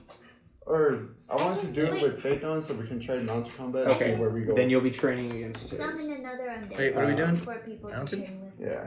Oh, I'm trying to learn that. Oh, Faith, wait, Faith, never mind. Faithon's not planning on riding things in battle. He can learn to fight alongside someone on a mount.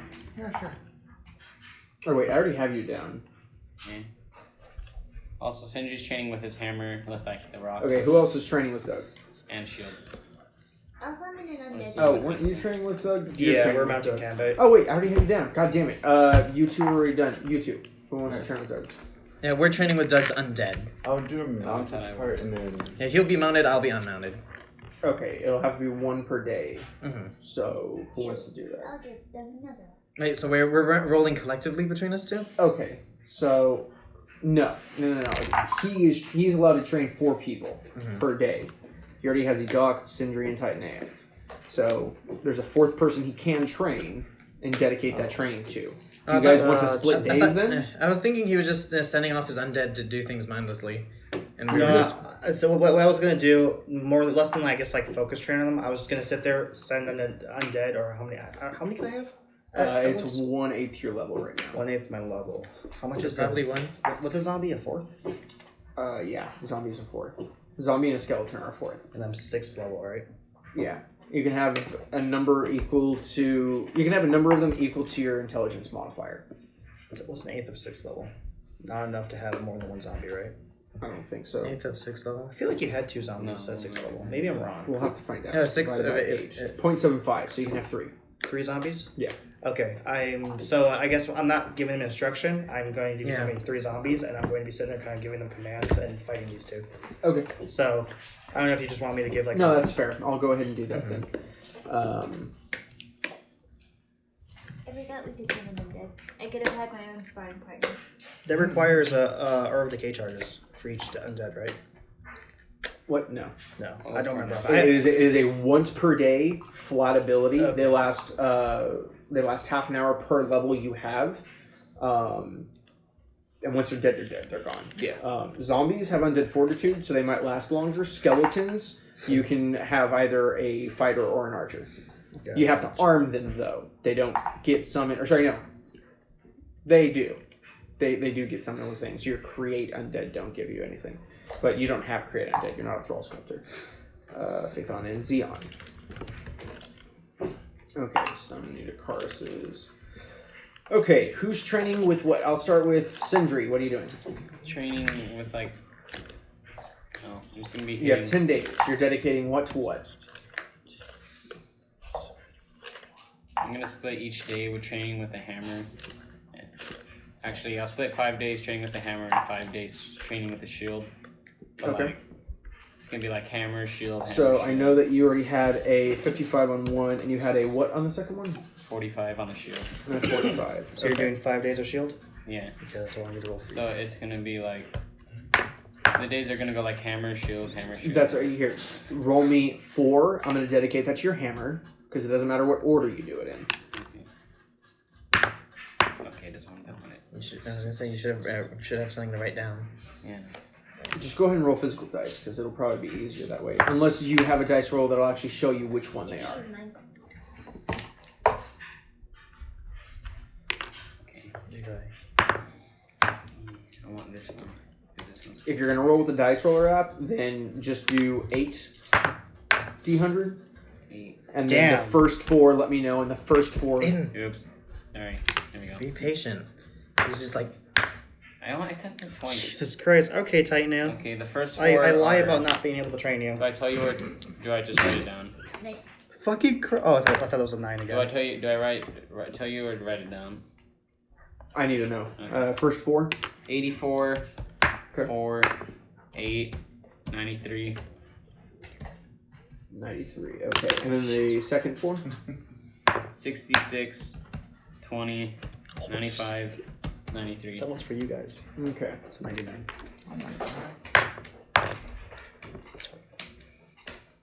Titania. I'm doing daytime practicing mounted combat, and then nighttime practicing getting ants onto walls. Okay, so you have mounted, and then you have The rest of the days aren't too good though. Great Mind. Oh, that's a You black. had hammer, shield,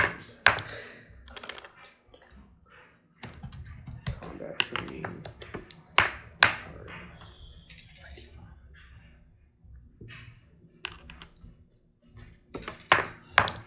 Xeon. Okay, Xeon, what are you doing? Mounted combat. Mounted. Okay. Just mounted? I killed Yeah. And then with his zombies. Okay. You can focus on one thing per day, unless How many days no, are you you don't doing, have the ability that they do. They don't have to sleep. So So one thing per day. How many days are you going to mounted dedicate to combat. what? How many days are you mounted combat? I'm doing mounted combat. Or actually, no, always, it'd be but the I same don't have to thing do all because of you're them. not mounted, unless you're going to get mounted and Right, fight so you're doing against all her. days, all 10 days? Yeah. Okay, so But then you it's don't standard. have Never to mind. do Don't worry all about Or that. mounted combat Ted against training me if you don't want to. his zombies and then This is what I'm doing right now. non-mounted. Okay, like- so So you're you going do to four do levels, mounted like and you do. unmounted. Okay. Yeah.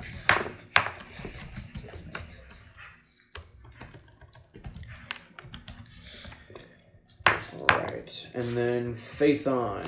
What are you splitting your time up with? It's all going to be unmounted. Okay, so all combat. Gotcha. All right, so Titania.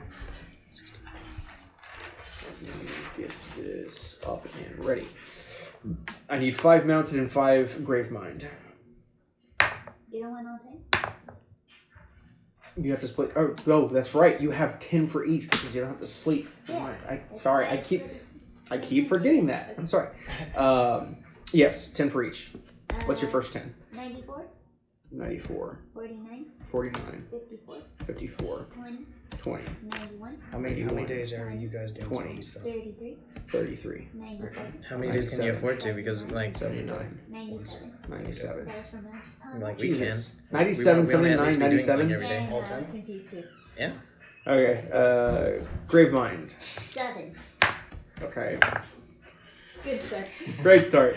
64, 64, 63, 63, 79, 79, 86, 86. 12, Oh, wait. Okay, 12, Witness. 84, Witness. 84, Witnesses. 76, Okay. 76, What? 15, That's 100. 15, 60. 60. 100.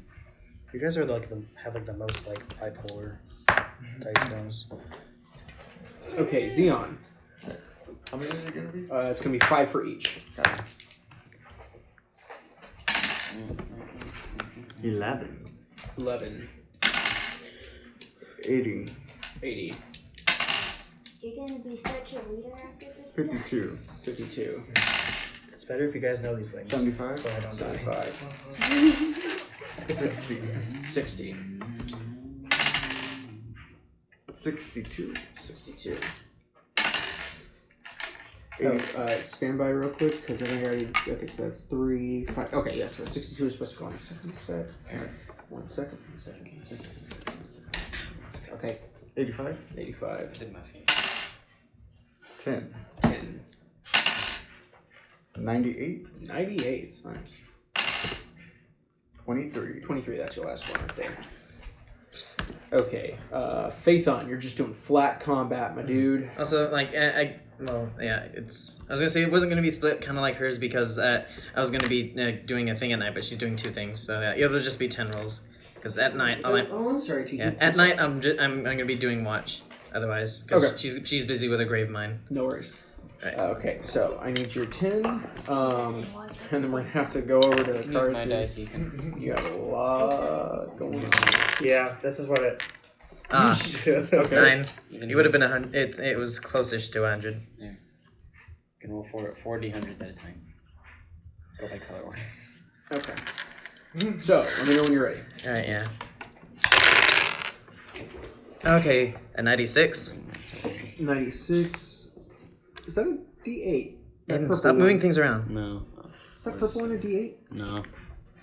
What are you looking at? These? No, it was a... Oh, no, it's not. From my angle, I thought that was a D8. Sorry. So a 96. 62. 62. What the fuck are these? All right. 37, 27. 37. 37 and 27. Okay. Adding 27. 1, 2, 3, 4. Wait, 1, 2, 3, 4, 5. Okay, yeah. You already have 5? Hold on, just 1, 2, 3, 4, 5. Yeah. What was... I have a 74. What's that? Is that a 9? What was the 23 you said, Aiden? Oh, what?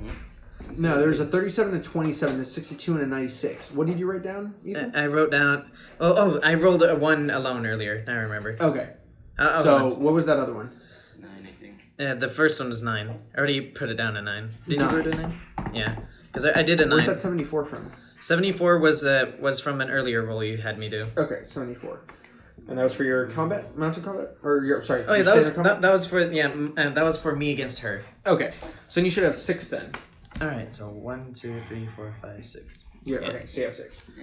Okay, So 4 more. 4 more. All right, that's perfect because that's the exact amount of dice I have. I see a 90. There's a 4. It's not a 90, and you keep on getting the wrong dice. No, I'm not. No, 90, 96. There. Where? Yeah, that one right there. Oh. So 96. Another 96. 43. A 44. And a 4. Wait. Yeah. Oh yeah. All right. Okay. So, He's eating his foot. He does that. you're a foot. I know. Trouble's afoot. Okay. So you can focus on 4 people to instruct each day. Have you selected those people in those days? I have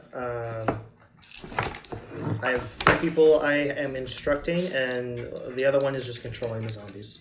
Okay. Yeah. No, that one they don't get benefits from. It's the people you're directly instructing. Okay. You're just facilitating the ability for them to fight properly with it. So should I replace the so I still need the D100s for the zombie fights, right? Yes. Okay, cool. I got it then. So I think that takes up most of my day at that point, right? Yeah. Those are going to go towards you and your abilities and what you've been learning. This is going to get fucking complicated. Let's go ahead and start with you and what you did. The zombies, right? Yeah. Okay.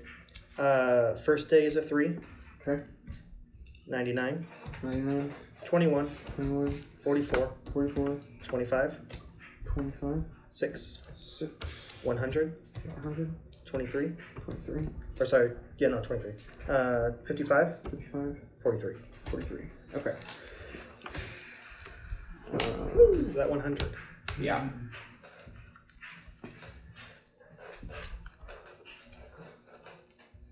Good job, Dad. Thank you. If only that 100 was on anything else useful. Yeah. I know, I'm kidding, it's useful. It's just, on like real good shit, Like fighting against the boss. praying to a god. Give me the Okay. For your Doxil Bane. 71, 42, 39, 68, 74, 70, 14, 95, 45, 58. Okay. Did you help Sindri? Yes, for the 5 days that he was doing shield training. Okay. Sindri was 3, Okay. 78, Okay. 69, 69, 76, 76, 24. 24. Yeah, 6. Titanea, Were you helping her at all? yes, all 10 days. All 10 days. For mounted, I'm assuming? Mounted. Mounted versus mounted. Mounted.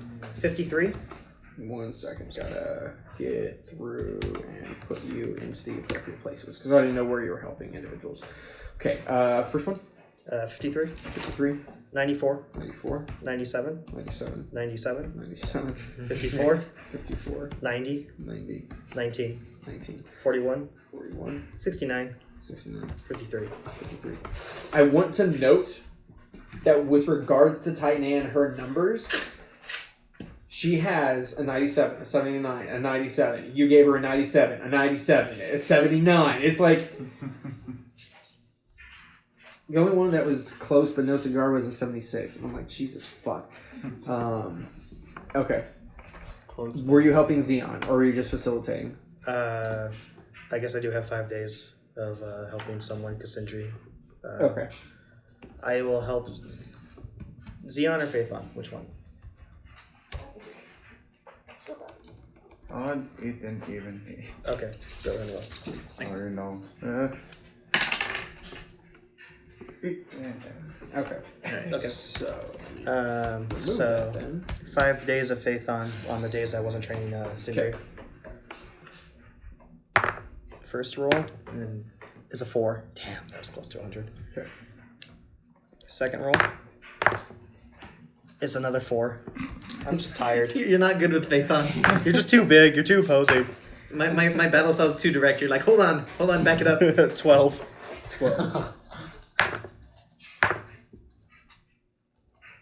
62. 62. Is that all 5? That's 4. Okay. And then a 26. 26. Wow. Bad rolls. Hey, did you write down your rolls, Faithon? Yes. Since 74 was with Narissa, that's... There's a 9, right? Yeah, there's a 9. Okay. That was the first day. For whatever reason, I didn't put 09, so I thought I cut off a number. That was my bad. Give me 1 second. Okay, so... So, like, how many days is this? 5? Or 4?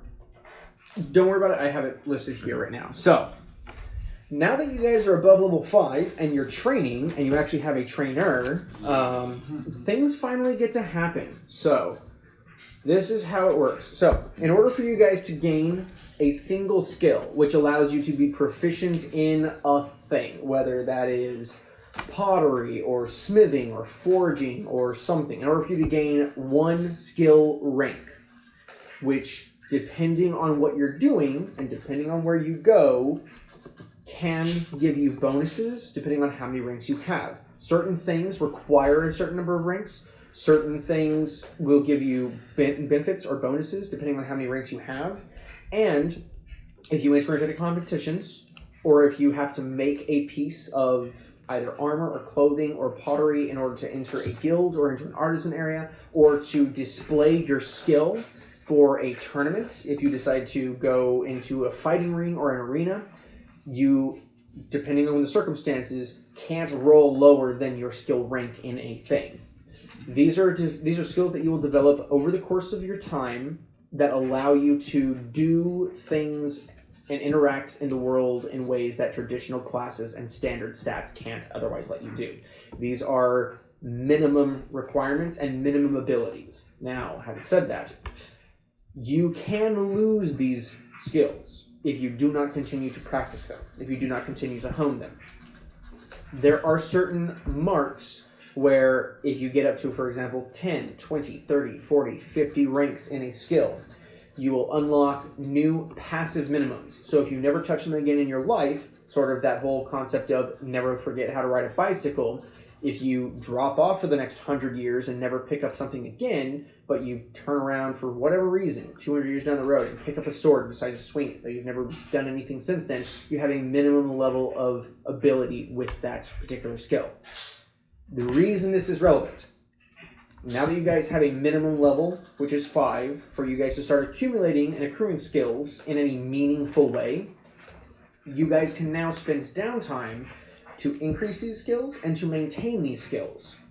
You only have so many hours in the day. Even for those of you who can't sleep, there are still a physical limitation of numbers of hours in the day that allow you all to focus on skills. And the higher your skill, the more time you have to spend practicing it. So if you want to become a master smith, I'm speaking master smith, if you want to attain a level 100 skill rank, you need to stay on that every single waking moment of your life. There are very few people who are willing to do that or are able to do that. So, depending on how much time and effort you want to dedicate to certain things, you are capable of accruing quite a few skills, quite a few different pieces and bits. This is where you guys get to start learning them. Since it won't matter for a while for you guys to accumulate all of this, understand that every 10 points you gain off of a D100 nets you 1 point towards your skill experience. For starting skills, you need 1,000 points to gain a skill. So, that effectively boils down to 10 points that you can roll maximum for each and every single roll of a D100.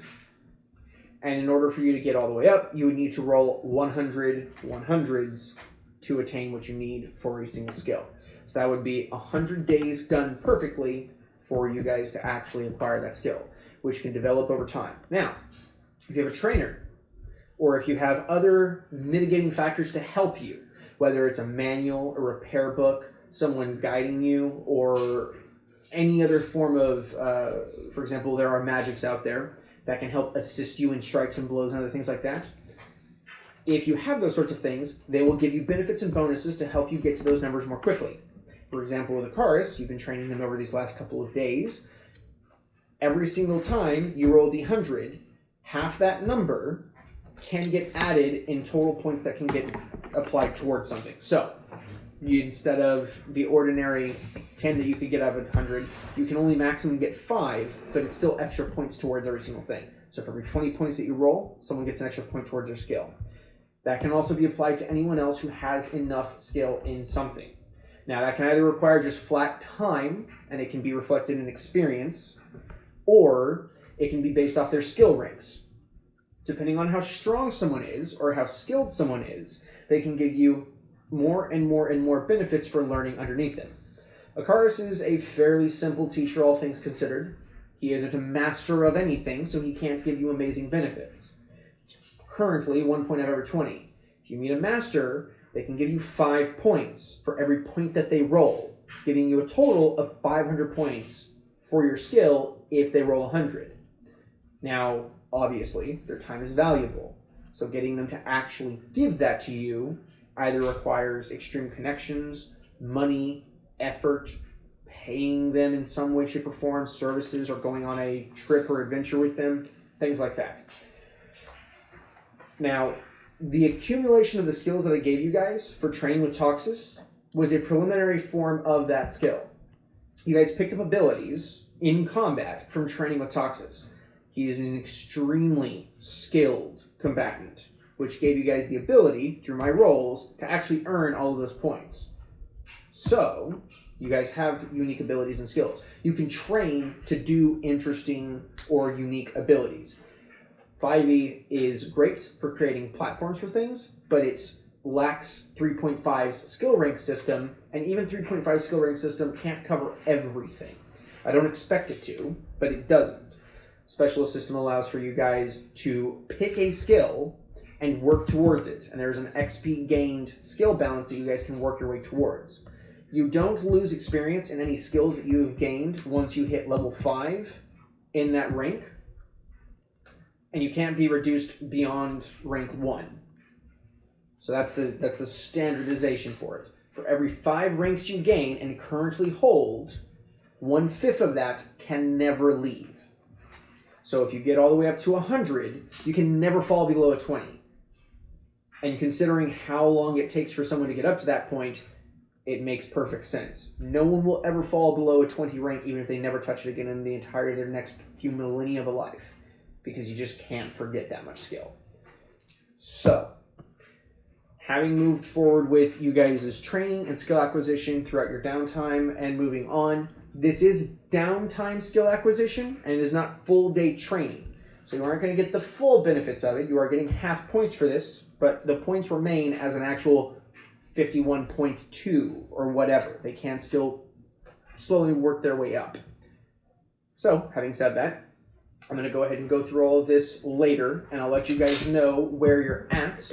because Akaris has done some, you guys have done some. You guys have recorded your rolls, so that way in case this notepad file gets deleted or get lost, Can I take a picture I can- of that action? sure, you guys can certainly take a picture of this and post it in.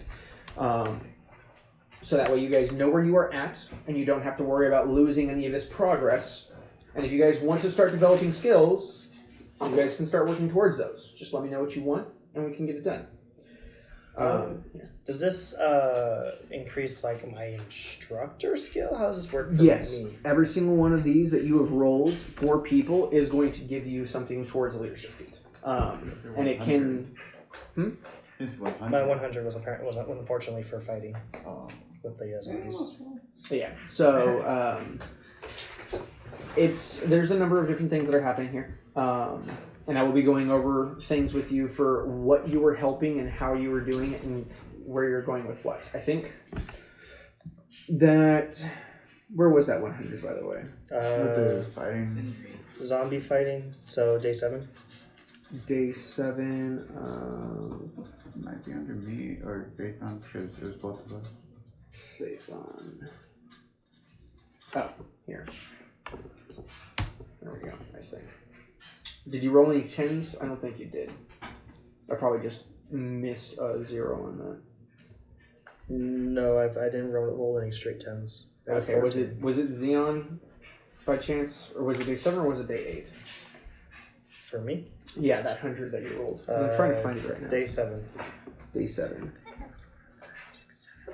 It's also coincidentally the day I also rolled one of my highest. Nice. No, then I guess that was you. Where? Oh, the cars. I see. Oh, it's in your standard training up here. Okay. And that was for your creation. That was Yeah. that was personal. Okay. That's why it was separate from the others. I thought it was for someone else, but I misunderstood what you meant. We'll go over that at some point later.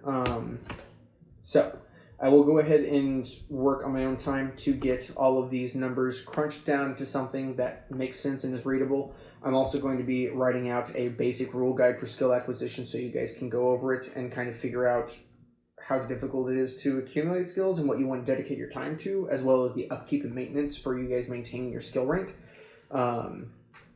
But we will go ahead and move on to that at a later date. Real quick, we're going to go ahead and get back into things, and we will be wrapping up here shortly. So, you guys take the 10 days. Training, working, moving on your mounts across the terrain, working your way back through the forest that separates Liaison Valley and the Yellow Sea as you make your way slowly but surely through. It's quiet. You guys are keeping your watch, ever present and aware for whatever may be happening here. You eventually make your way out onto the Yellow Sea, and these scorching sands quickly disappear beneath your feet, now with the assistance of your mounts. You guys set up simple tents for them to start drinking from occasionally. You have larger water jugs for them to drink from. You make your way swiftly to Milania. There you see an interesting sight. There are no more major shanty towns anymore. There are still some dotted across the landscape along the outside exterior walls of the Milanian border, but they're sparse. 1 or 2 tents set up here or there, small clusters of them.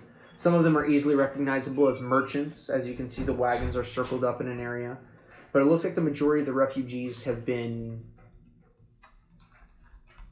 spirited away, whisked away, have left.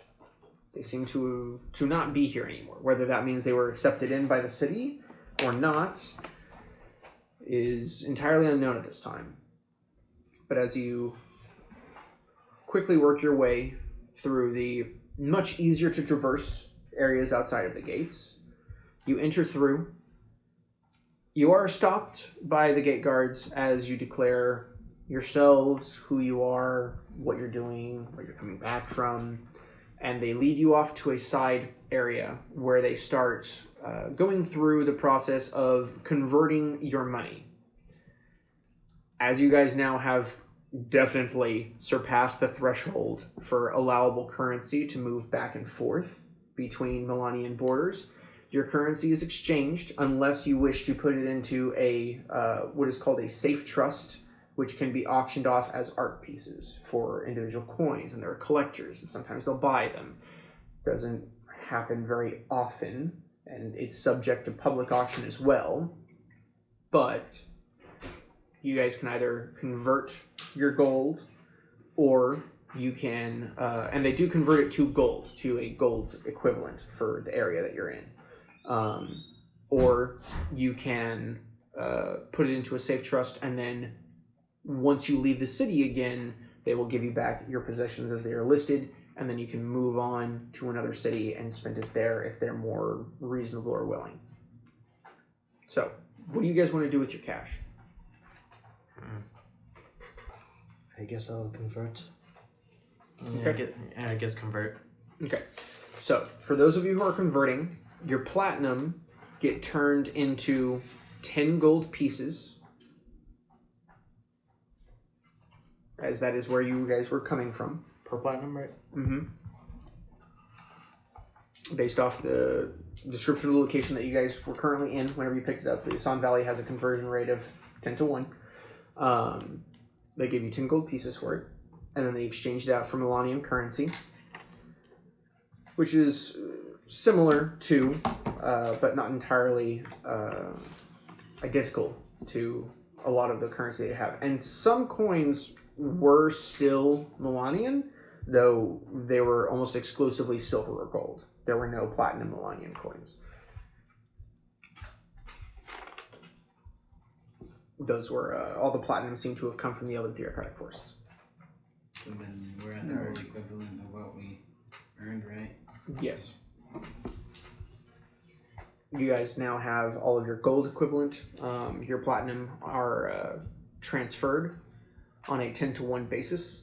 1 platinum, 10 gold. As you all enter the city, you have finished transferring your gold, getting everything transitioned over. At this point, you are now free and clear to enjoy your time here in the city, doing whatever it is that you wish to do next. Where is everyone going? What is everyone doing? I'm gonna figure out where I can put a new horse. Okay. Oh yeah. Where are you gonna go? Actually, I'm I'll gonna ride with her. check Even though she'll be faster, just like. I'm gonna check with my guild first. Okay. You find out that they do, in fact, have a bestiary where they stable interesting magical mounts. It's not hard to do. They do request that if you're going to have it put in for any time longer than 2 days, that you set up a financial account with it, you load it with appropriate currency, and the money will be drawn for every day that they take care of it. Okay, how much per day? For each day, if I remember correctly, a Sleipnir costs 5 gold. 5 gold. Okay. I'll go to our guild, my guild, and see if I can find something similar to that. Likewise. They have standard stables set up. They do inform you that they do also have magical mount areas, stables for people to be set up, though they're exorbitant and you have to have a specific rank requirement. You can't be anything less than a gold adventurer and have magical mounts taken care of for any length of time by the guild. Is this considered magical?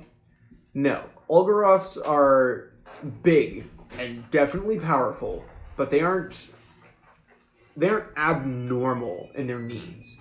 Sleipnirs are abnormal. They need running time, they need to be well taken care of and well groomed. They're like to a certain extent, they're like a car. They have to be driven, they have to be ridden. They can't just sit there. Horses are hardy little bastards, and as long as you don't keep them chained up in a small stable for more than a couple of days, they're fine. But Sleipnirs need to run daily. And I take him with me every time I go into town. And you can move across town much faster now. I can work at the docks again. I'm gonna go. I'm moving at the same speed with or without. That will help with dock work. I'm gonna go around town asking for that monastery thing that the paladin that Sure. Cross on my memory. You find out it's 6 or in the 7. northern area, not far from the guild. It's about a dozen or so blocks northeast from the guild. It's not very popular, but you can certainly go there. We'll get to that at the next session, however. I only remember 6 or 7 blocks from the Crystal Castle. Yes. The Crystal Castle is north of where the Adventurers Guild is, and you can see it. Everyone can see it. The Adventurers Guild. It's almost like a fantastical anime-esque sort of reminder, a constant floating castle in the sky of where you can achieve. It's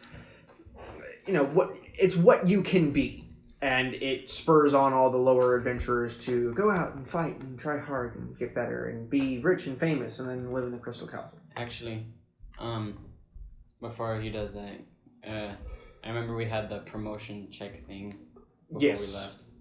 You can go ahead and put in your billet to have a promotion test administered.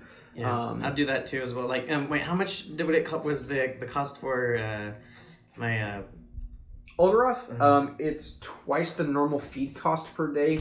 Let me double check it. $2. Feed per day is 5 copper, so it's a silver per day. All right, yeah. Just let me receive a lot. I'm putting him in there. Okay. No, that's not a problem. They easily take care of We that. move about at the same speed. The only difference is profile and how long that thing can go. Yeah. And it can sprint for triple speed. You can only sprint for double speed. So it technically is faster, but not by a whole lot.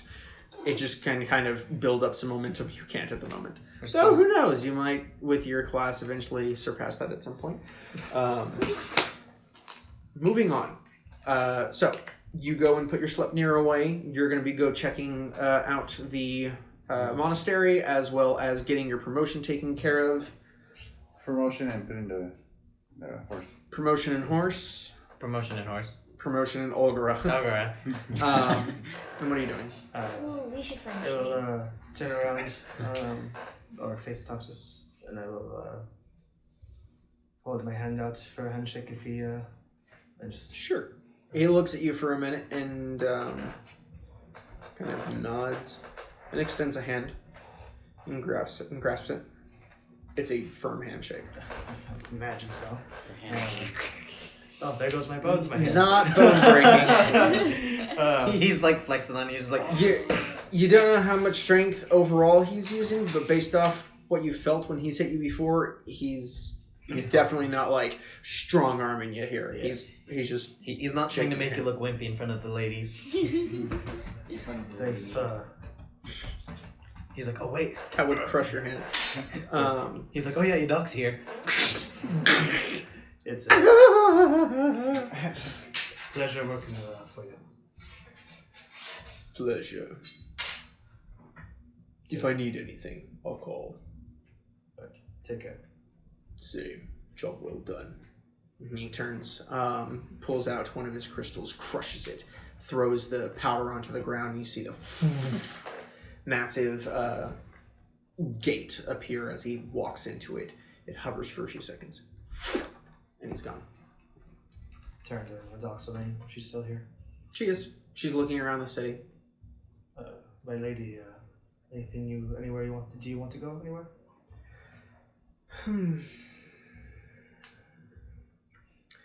Where are you staying? Over to my guild, the association. I'd like to meet them. Right. Right this way. And she'll follow you.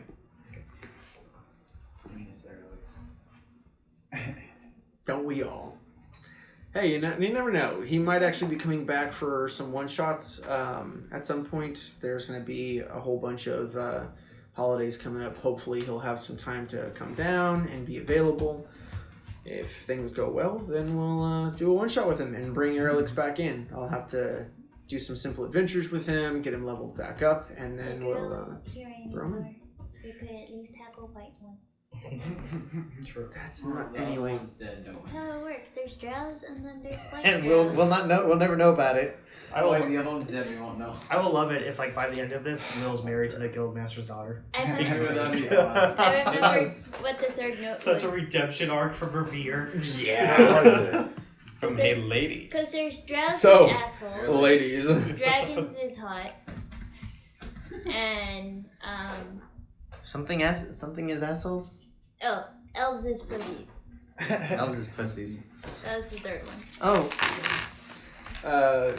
Are you going to be going for promotion? And are you going to be going for promotion? Eventually, but first I need to talk to Shane. I'm going to. Okay. I'm doing the promotion thing first, by the way. Sure. Eventually. I thought you were saying first out of everybody else, and I was like, No. sure, I I had to go guess. 10 days Probably without fine. replacement Shane. But yeah, It was we'll a do your hard time. promotion before you head to the monastery. You were saying? I had to go 10 days without replacement Shane, and it was a hard time. Yeah, I guess I'll be doing my thing. I'm also going to ask around, I guess we do it next time, but I was going to ask around for anyone who is an expert at extracting information from a spellbook. Sure. Shane.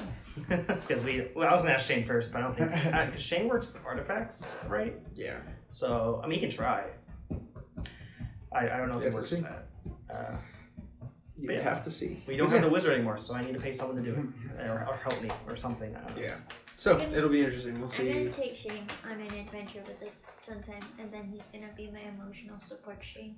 Shane, you're gonna create one of those permanent undead, and you're just gonna call him Shane too. So when Shane's not there, you can call him Shane.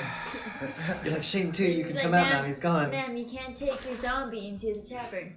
Sir, this is my emotional support zombie. There's you should make a shadow, name it Shane, and make it just always hide in Shane's shadow. And every now and then it'd just be like Shane, just like, hey, Shane's gone.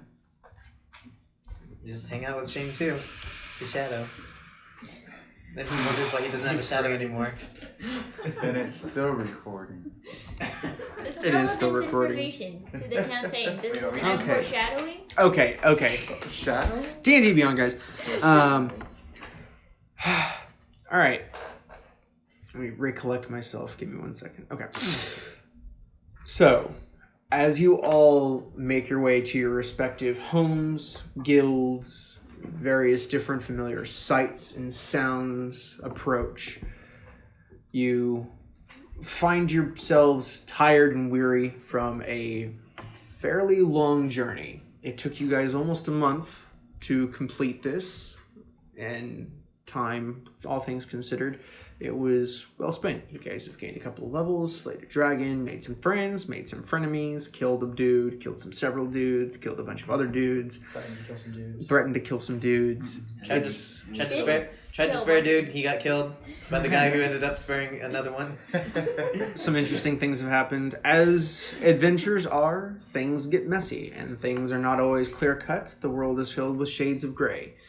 So, as you all find yourselves to sleep in your respective guilds, happy to finally be home, to finally have a place where you can truly rest and relax, reset, and start figuring out what's going to happen for the new days. You all have accomplished something great here. And on that note, we're going to go ahead and end off on the session, and I'll see you guys next Sunday.